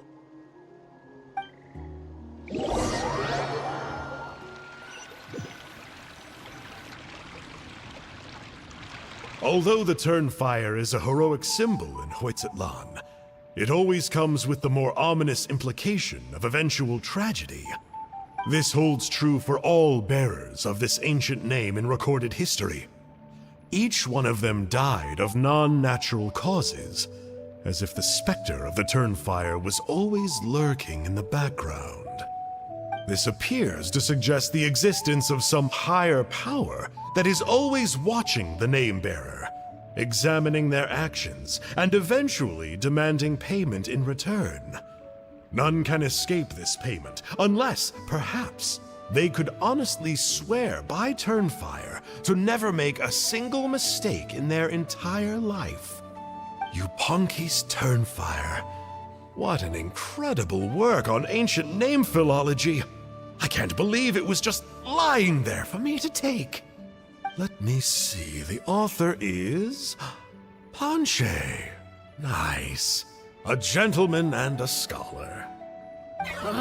Silence, book muncher! The great Kahula will suffer your droning voice no longer. Do you truly find no joy at all in perusing such rich historical records? Joy? What joy is there in this pointless drivel? Well, it makes a pretty shocking prediction. Every bearer of the ancient name Malipo eventually meets a grisly end. Maybe that's the price you pay for the name that means price? What? You're saying Kenichi will die a violent death? So I'll finally get to take over his body? When will that glorious day arrive? The great Kahula demands to know! Wow, you are just irredeemable, aren't you? An agent of chaos down to the core. You make us Abyss Order folks look like saints in comparison. Silence, maggot! To presume that anyone compares your kind with the great Kahula is sheer vanity. And if that day ever comes, oh, your doom will soon follow. You don't need to lecture me about Doomsday. Here's what I know, based on countless historical texts. All civilizations will be reduced to rubble by the passage of time. From ancient kingdoms, to heavenly thrones, to worlds beyond, there are no exceptions. But from the ruins of every civilization, the dust will rise and never settle, thus transcending the confines of time. That dust is what we call a civilization's spirit. And you, great Kahula How, are one such speck of dust from a bygone age. I've paid dearly for the chance to observe you up close. Now, let me take a good look at you. We'll see whether any memories of that age still remain inside you.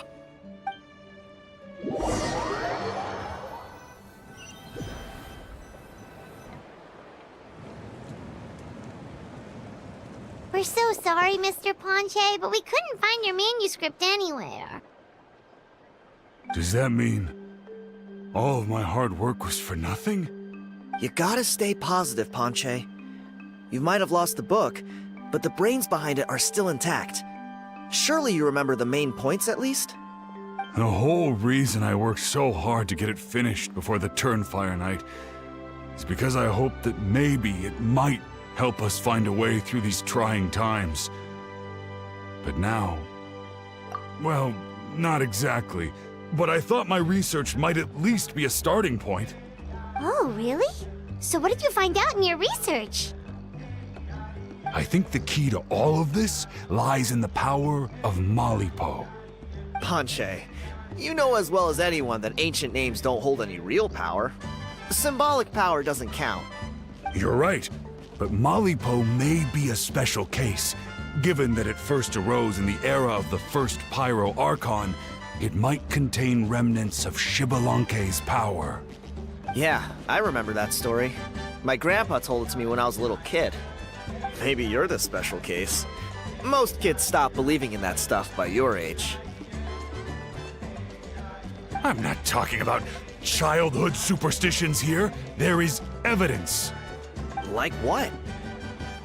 Like the fact that the Mountain King is still alive. Everyone attributes that to the power of the Abyss. But there's more to it than that.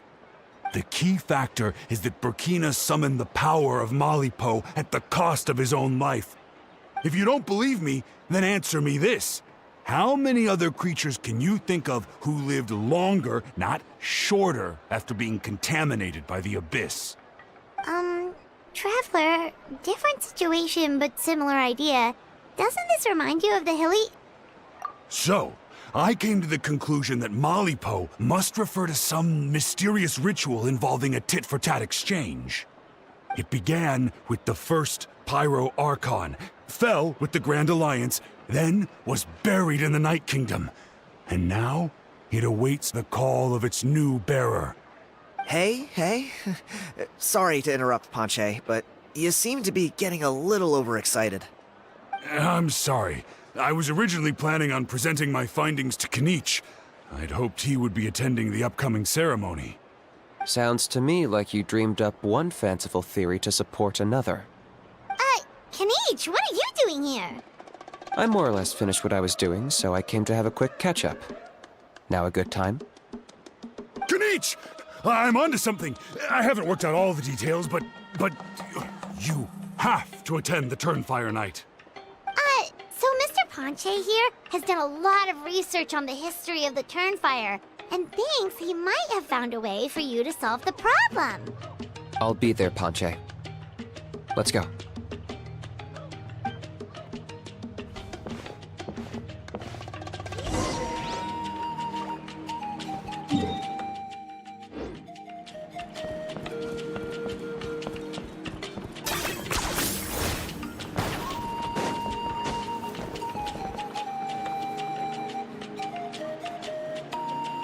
Here will do. Yeah. I'd like your help giving it a trial run tomorrow. If that works, we have our plan come Turnfire night. Sounds like you're not considering Ponche's idea. You heard him. He hasn't worked out the details yet. We need a more practical solution with concrete steps to follow. Yet? Are you saying you think he might actually be onto something? I think it's possible, based on something I know about the war 500 years ago. Burkina didn't fall to the Abyss. He was killed by the Mountain King in an episode of madness. In his final moments, Burkina made the fateful decision to not fight back, and instead pass his blood and power on to the Mountain King. Maybe he thought the Mountain King was stronger than him, and more valuable to the tribe. Or maybe it was just out of loyalty to his friend. Either way, I can believe the Turnfire was involved. Whether you think his sacrifice triggered it, or his fate was sealed from the moment he took the Malipo name, it makes sense to me. How can you drop these truth bombs with such a straight face? This is what I've gleaned from my many interactions with the Mountain King. His mind is so disordered. It took some time to piece it all together. The story Elder Trinidad told you was the more palatable version of events. The truth is even darker. The Mountain King's mind isn't just disordered. He is suffering and feels great shame. I believe he wants to be put out of his misery. What? Then what should we do? Should we grant him his wish? Of course not. We should help him move to a new home. It's the only practical solution. The Mountain King is a hero to my tribe. An object of worship, even. Ending his life would be like desecrating a statue. Still, he's been the cause of multiple disasters, and we can't afford to have any more. Ugh. Practical solution potions hurt Paimon's brain. Can we follow our hearts next time? Then let's break for the day. I've already found a suitable venue for tomorrow.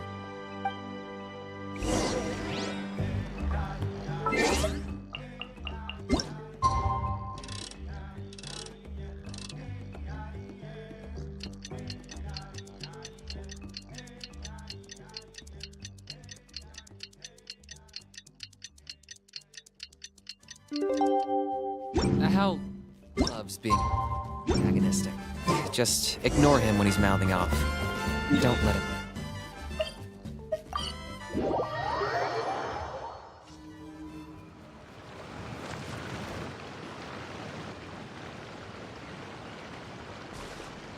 You're here. Very punctual. Oh, so the gruesome twosome come crawling back. Here to make amends after the gross irreverence you displayed last time? Very well. The almighty Dragon Lord, Kahula How, shall grant you the audience that you seek. Now pucker up and kiss our feet. Kinich, didn't you say you found him a teacher? He's just as out of control as ever! Hey! No one gets to discipline the almighty Dragon Lord Kahula How! No one! Maybe because I've never had a gentle-natured companion like Paimon to compare against. Is that a compliment? Yeah, I see what I'm missing out on now. And it's a lot. Kinich! Ugh! We could drown this measly flying ant in one droplet of spit! How dare you compare her to the almighty Dragon Lord Kahula How! Oh, just wait till I possess your dead body! I will commit heinous atrocities! Tear down your legacy! Destroy your reputation! Wreak havoc on your... Ugh!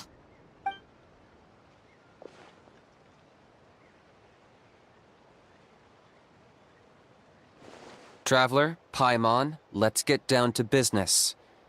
Once we've opened the beastly rift, you're welcome to toss a How in there for a couple of days. With pleasure. You don't need to ask twice. I got my hands on this device in a trade. It's meant as bait, but it'll also stabilize the abyssal energy. The rift towns will tear through space to get to this. Once they're here, we take them out and claim the rift for ourselves. You'll find out soon enough. First, let's try this out.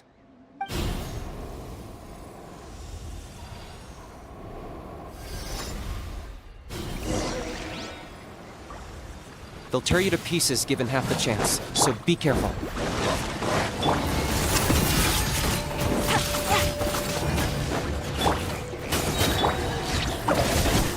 I got him cornered!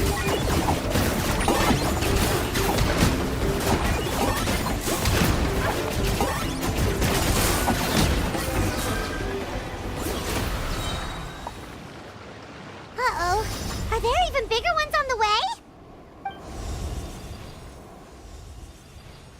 You see, Kinich? I'm a man of my word. In fact, I'd say I under-promised and over-delivered. Nifty little gizmo, isn't it? I take it this is your true form? Now that our deal is complete, it's time to start the next phase of our relationship. I made a promise to the great Kahula How, and now I'm here to seize your body for his use. Cliché, I know. The hero's trusted partner sells him out to the abyss in a shocking act of betrayal. Cue bad guy speech and drawn-out death sequence. Huh? Angel? Huh? Huh? What are you two doing here? Oh, Mr. Kinich, this is not what we agreed on! Traveler, this is the gift I got you. I know you're looking for intel on the Abyss Order, so I thought he might be of use to you. But it looks like you've already met. Yikes. Frosty reception. Gotta say, I kinda pictured this moment going a little differently. tears of joy welling up in your eyes as you say the words, "It's good to see you again, old friend." Don't be ridiculous. Sounds like you've been reading too many romance novels. There we have it. Change is inevitable and nothing lasts forever. What a pity. Well then, time for you to meet the new me. This time, please call me Sanka. Sanka! Aha! So you're the glasses guy! You tricked Huni and Toba into telling you a bunch of stories! What does it matter? A name is a superficial label. It's what's deep down inside that counts. And I've shown you the deepest parts of me. That would explain a lot. Why else would you show up here and start acting like a wise guy? You looking for a fight? I'll pass. I do rather like you, as I said before. But my one quibble is that you really don't know your own strength. Wait. Of course! You're the one behind all the recent Abyss activity! Let Paimon guess, you've been provoking the Mountain King too! Haven't I told you before? I'm not part of the inner circle who do our Highness's bidding. My interests are far more low stakes. I spend my time digging for truth in ancient doodads and books. You really think a benchwarmer like me is capable of more than that? I investigated him. He's not connected to the recent events. Just happens to be in the area. So, I struck a deal with him. He helps me summon a rift. I allow him to do some historical research. But that's all over. And now Kinich wants to hand me over to you. Well, I was hoping this would be an opportune moment to whisk away his body. That would have given me some more time to study the great Kahula How. But now I've run into you, which is just my luck. Or maybe I've incited the wrath of the Turnfire, and this is the price I have to pay. But I don't understand. What did I do wrong? Wait, does that count? Let me think. How? You are the worst of the worst! Colluding with the Abyss Order against Kinich? How could you betray your partner? There is no betrayal. The almighty Dragon Lord Kahula How is a partner to no one. Don't worry, I told him to act as bait. Yes, and you should have picked a bigger fish. The Abyss Order? Ha! What a joke. Not even a match for our lowly servant. I put up with this toad's croaking for days, and it was all for nothing. It looks like your disciplinary measures have been less than effective, Mr. Enjo. What did you expect? Behavioral rehab isn't really our thing. Otherwise, we might as well change our name from the Abyss Order to the Abyss Boarding School. The abysmal disorder would suit you better. Kanish! Dispose of him! He is of no further use to us! Traveler?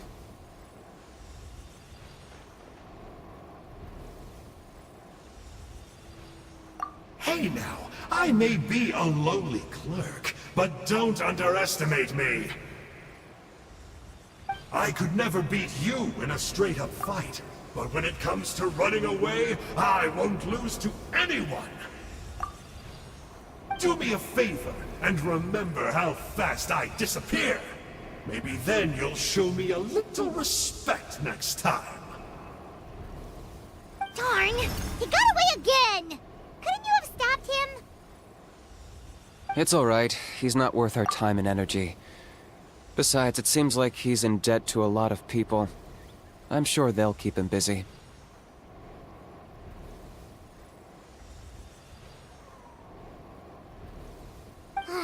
If you say so.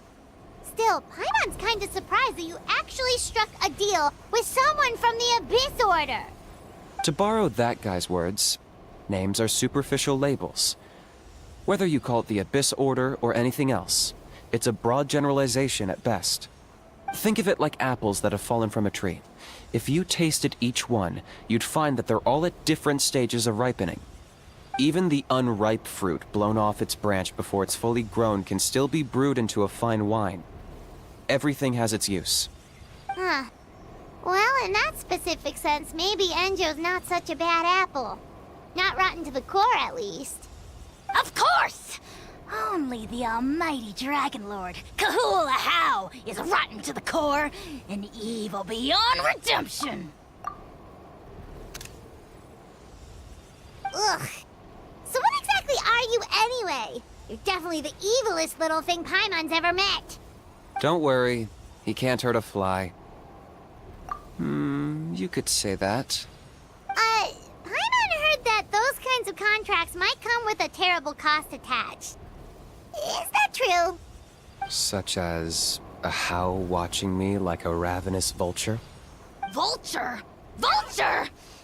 We are the Dragon Supreme, sovereign ruler of the Nation of Flame. Let's pick this up another time. It's getting kinda late. You should go back and get some rest. Big day ahead. Tomorrow's Turnfire night. Time to light the sacred flame and burn away the filth for a legendary 500-year-old warrior. Oh yeah. Hearing you lay it out like that is making Paimon a little nervous. For all the work we've put in, it all comes down to tomorrow night.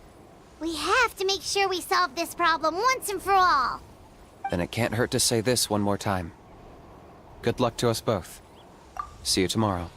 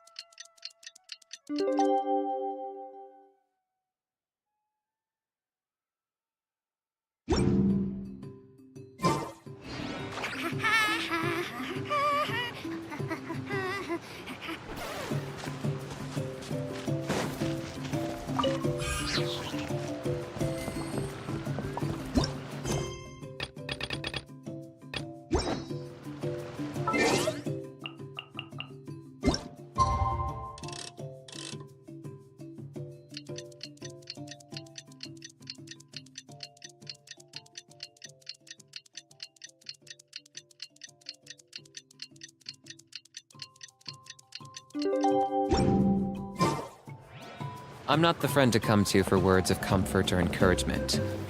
But when it comes to weighing the costs, your actions, ask away.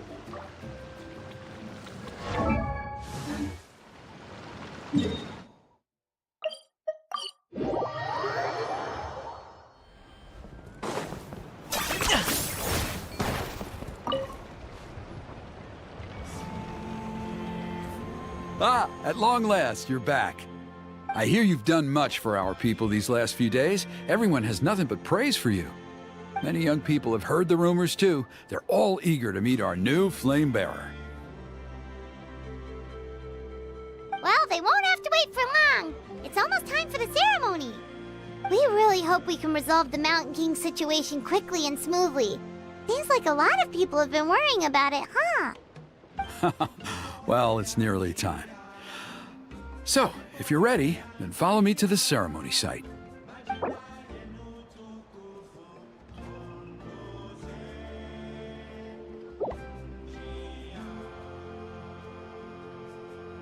Off we go!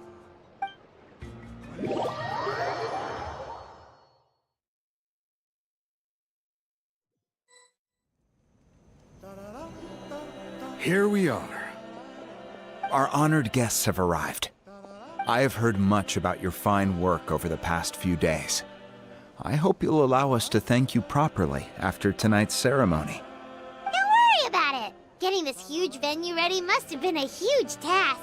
No need to make extra work for yourselves on our account.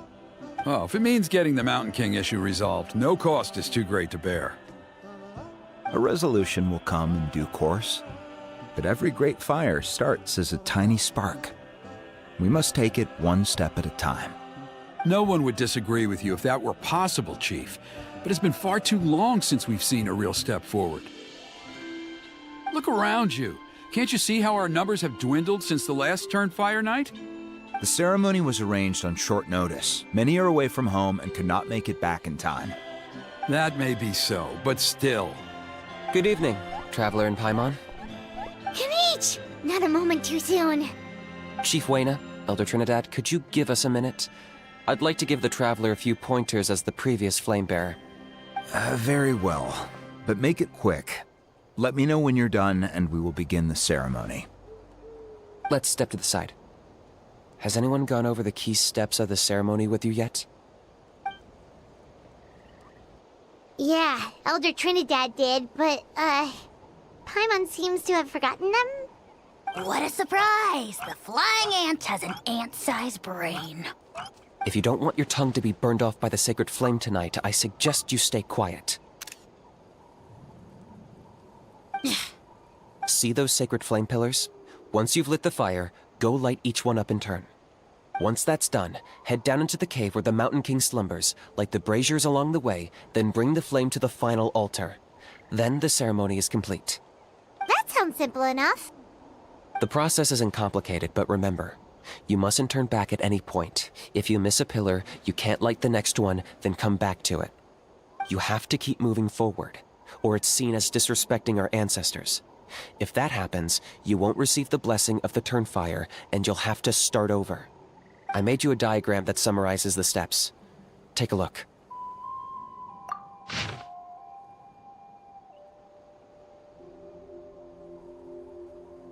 So that's our part. What about you? I'll be with you the whole way, and once you've lit the altar, I'll start summoning the rift. You can leave that side of things to me. Just focus on your part. Okay. We'll try to remember all that and get it right the first time. Ready when you are. But I think I saw Huni and the others just now. Maybe you should say hi before you start. Might make you less nervous. Just tell the chief when you're ready.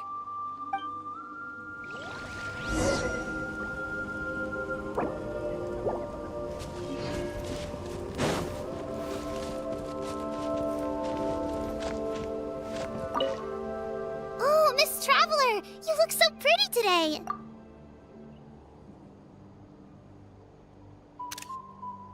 You're gonna make sure the Mountain King never threatens us again, right? I believe in you.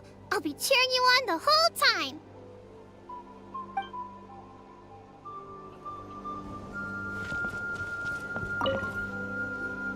How are you doing? Is all in order? I'm counting on you. Don't forget what we talked about. By past fuel and present flame, life marches ever on. My brothers and sisters, the time has come to light the fire once again, and let the Turnfire night shine bright in Hoytzitlan.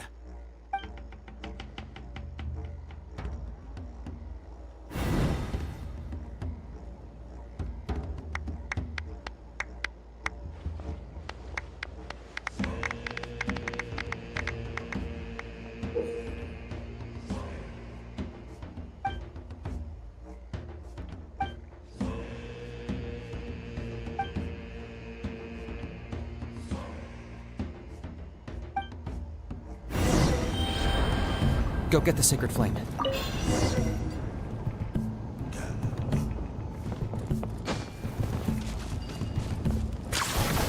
Nicely done. Off to a good start.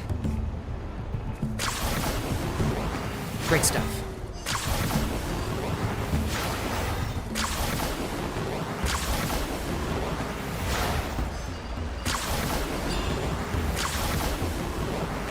You're over halfway. Keep it up.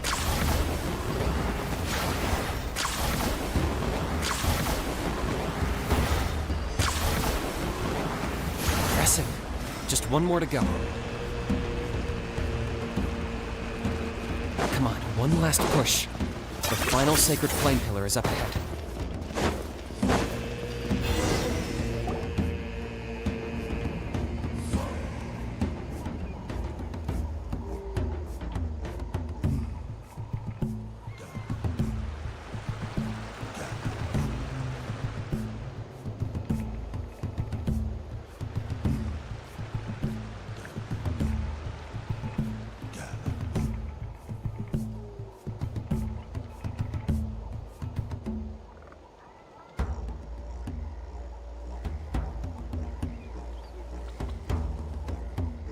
Great.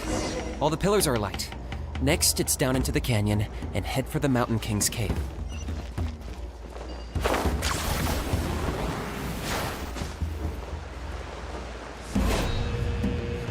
Almost there. The cave is just up ahead.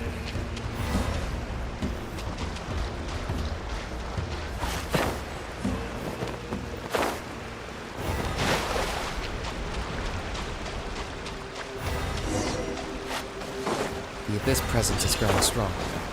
We should deal with the contamination first.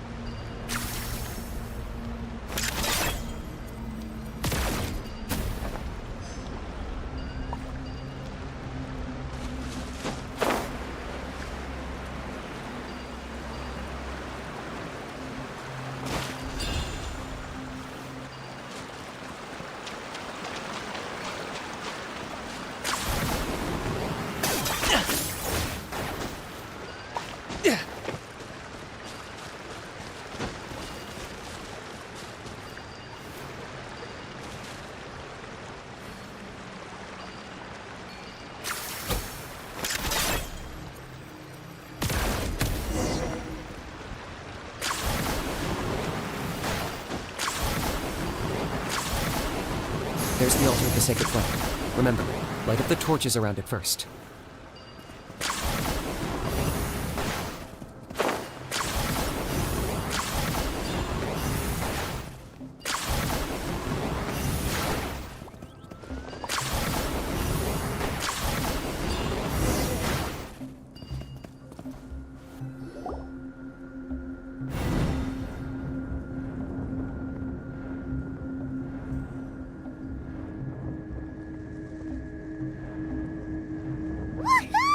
We've lit up the final altar!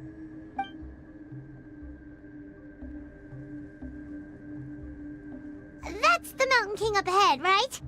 That's him. Kangamato, king of the Yupanqui from 500 years ago. He's very powerful. Paimon can tell. He is huge. Let's tread carefully. We don't want to wake him up. You've made it at last. You did even better than I expected. Traveler, now comes the final and most important step of the ceremony. Please use the power of the sacred flame to cleanse the Mountain King of abyssal filth. There's no need this time.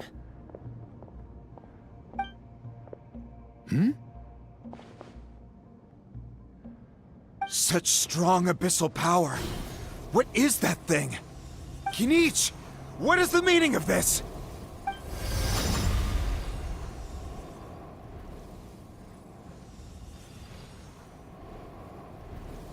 Is that a beastly rift? Chief Huayna, Elder Trinidad, this is about to get a little dangerous. You should step back. What do you think you're doing? Solving the Mountain King issue. You mean by having him torn to pieces by rift hounds? No, stop! We can't let that happen! Foolish Locust! Can't you see? We're trying to shove your Locust King into the beastly rift! But... I'm sorry, Chief Huayna and Elder Trinidad. This is the only way. Can you promise me that no harm will come to the Mountain King? I can't guarantee it, but I'm fairly confident. Traveler, this is not what we agreed on! You must cleanse the Mountain King of every last trace of abyssal contamination! Okay, I see what this is. You've been in cahoots this whole time!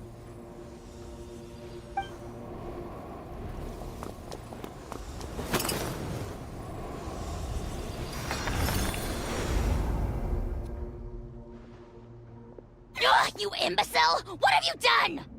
Oh no! The device is destroyed! You forced my hand. I had no choice. Elder Trinidad! What are you doing?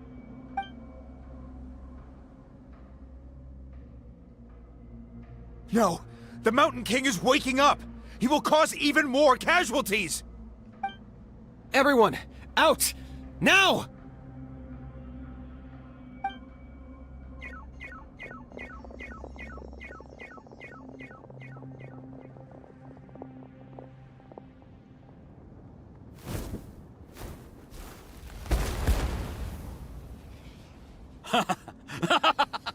Well, it seems there is only one way to awaken you all from your willful blindness. More sacrifices must be made.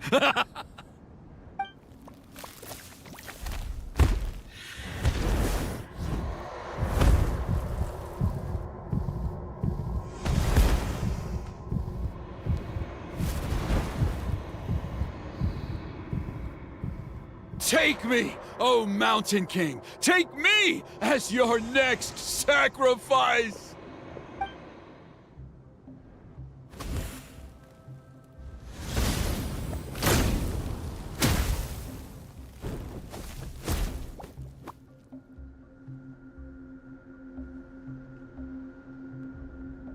Everyone's still outside. We have to keep the Mountain King here. Give me a hand. Nice and spicy! Locked it. That was unexpected.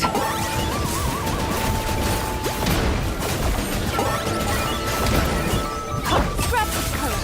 Scatter! Watch out for the fruits he's spitting out. I can use those against him.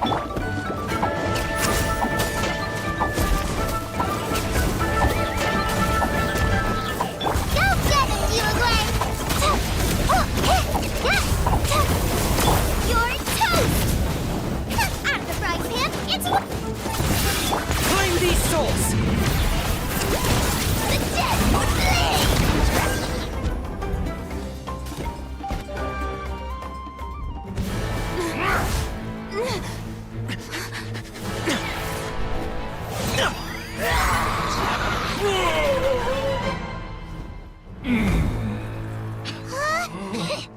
What do we do? We can't open the rift!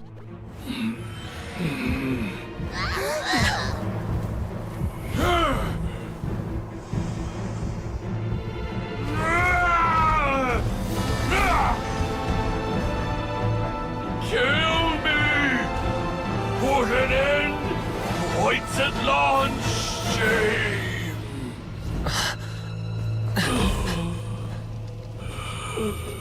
By past fuel and present flame, life marches ever on. Oh, Burkina, I must atone.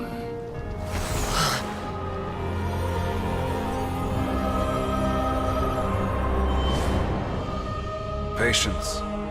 We will answer to the fire for all our deeds. Even if one day I fall behind, never look back. Keep moving forward, as we are now.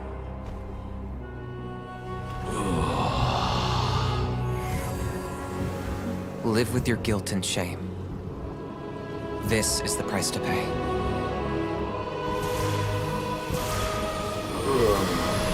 Heir to the Turnfire, please use my ruined vessel to train the heroes of the future. The will of Kangamato will march ever on, till the abyss is stamped out.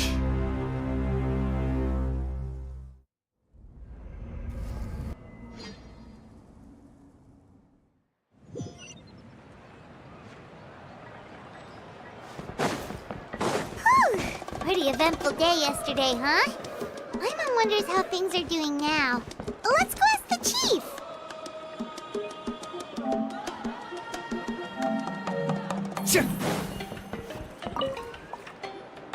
Traveler, you've come at just the right time.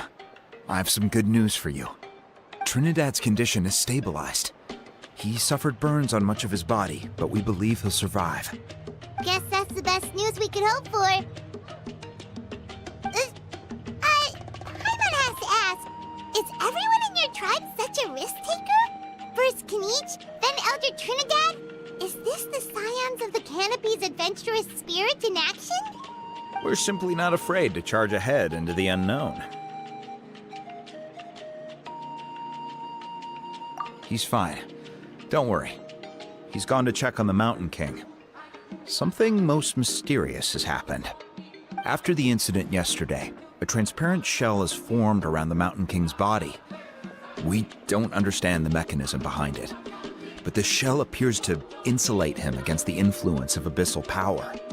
It is somewhat akin to a scab, in that it stops the abyssal energy within him from bleeding out, while also preventing further abyssal energy from seeping in and infecting him. We've never seen anything like it. The tribe's most senior elders believe it was caused when he was burned by the sacred flame, similar to the way burned wood becomes charcoal. I think their theory makes sense. After all, we've never thrown the Mountain King directly into the sacred flame before. Wow. So it's made a barrier against abyssal energy? That's a good thing, right?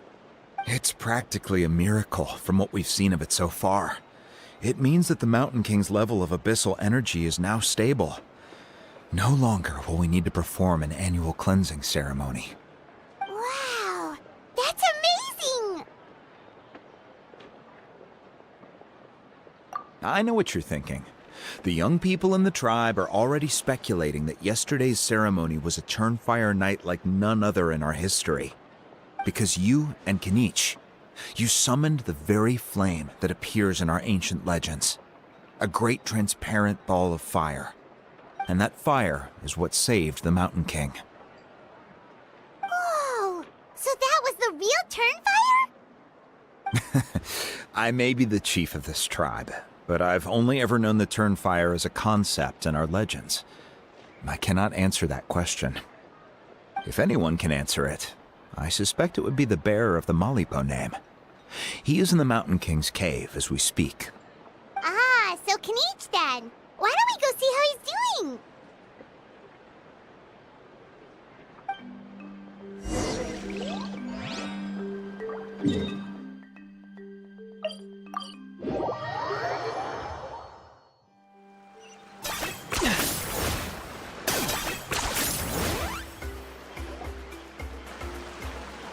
Hey, Kinich! Hey yourselves. You two doing okay after yesterday? We were gonna ask you the same question. You scared Paimon half to death when you rushed into the fire. Sorry, I couldn't just stand and watch the Mountain King get burned alive.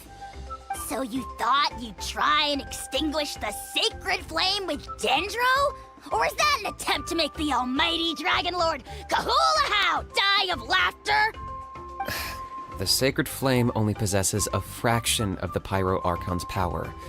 It's not as if I was fighting the Pyro Archon herself. Kinich, when you went into the flames, were you intending to, Intending to what? do the same thing as Burkina? Sacrifice myself? Of course not. My focus was on keeping the Mountain King alive, not on what it would cost. But now I'm curious. What made you think I was going to sacrifice myself? Well, because everyone's saying the Turnfire is what saved the king last night. And Ponche's theory was that summoning the Turnfire is a tit-for-tat exchange, right?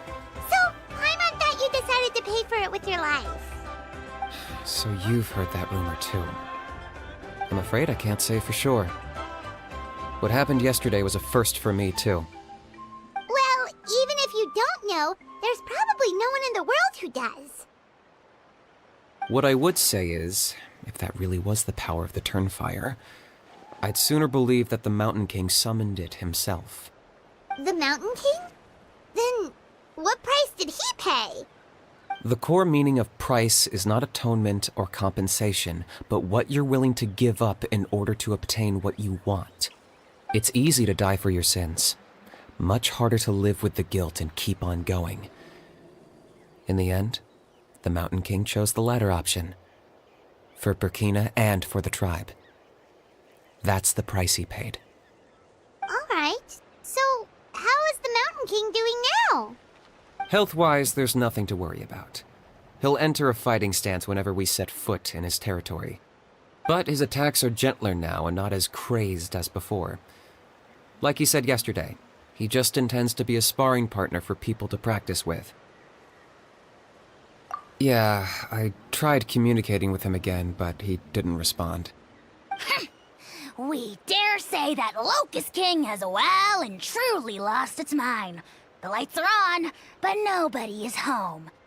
Its body remains fighting fit thanks to the perverse power of the Abyss, but time has been less kind to its soul.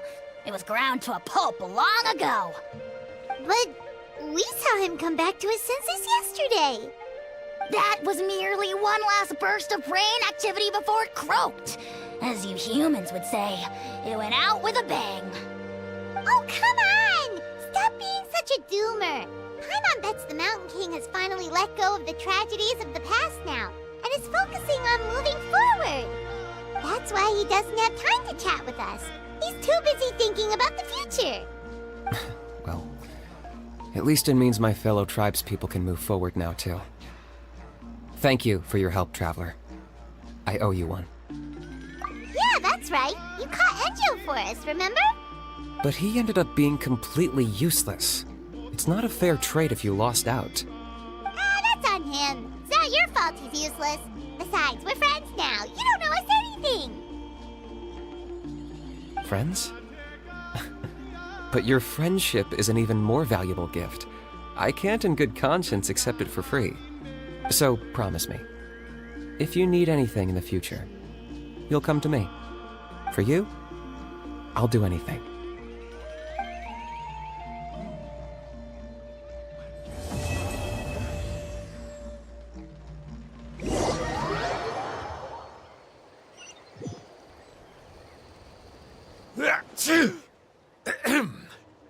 So, in the end, only poor little Huni got the sad ending?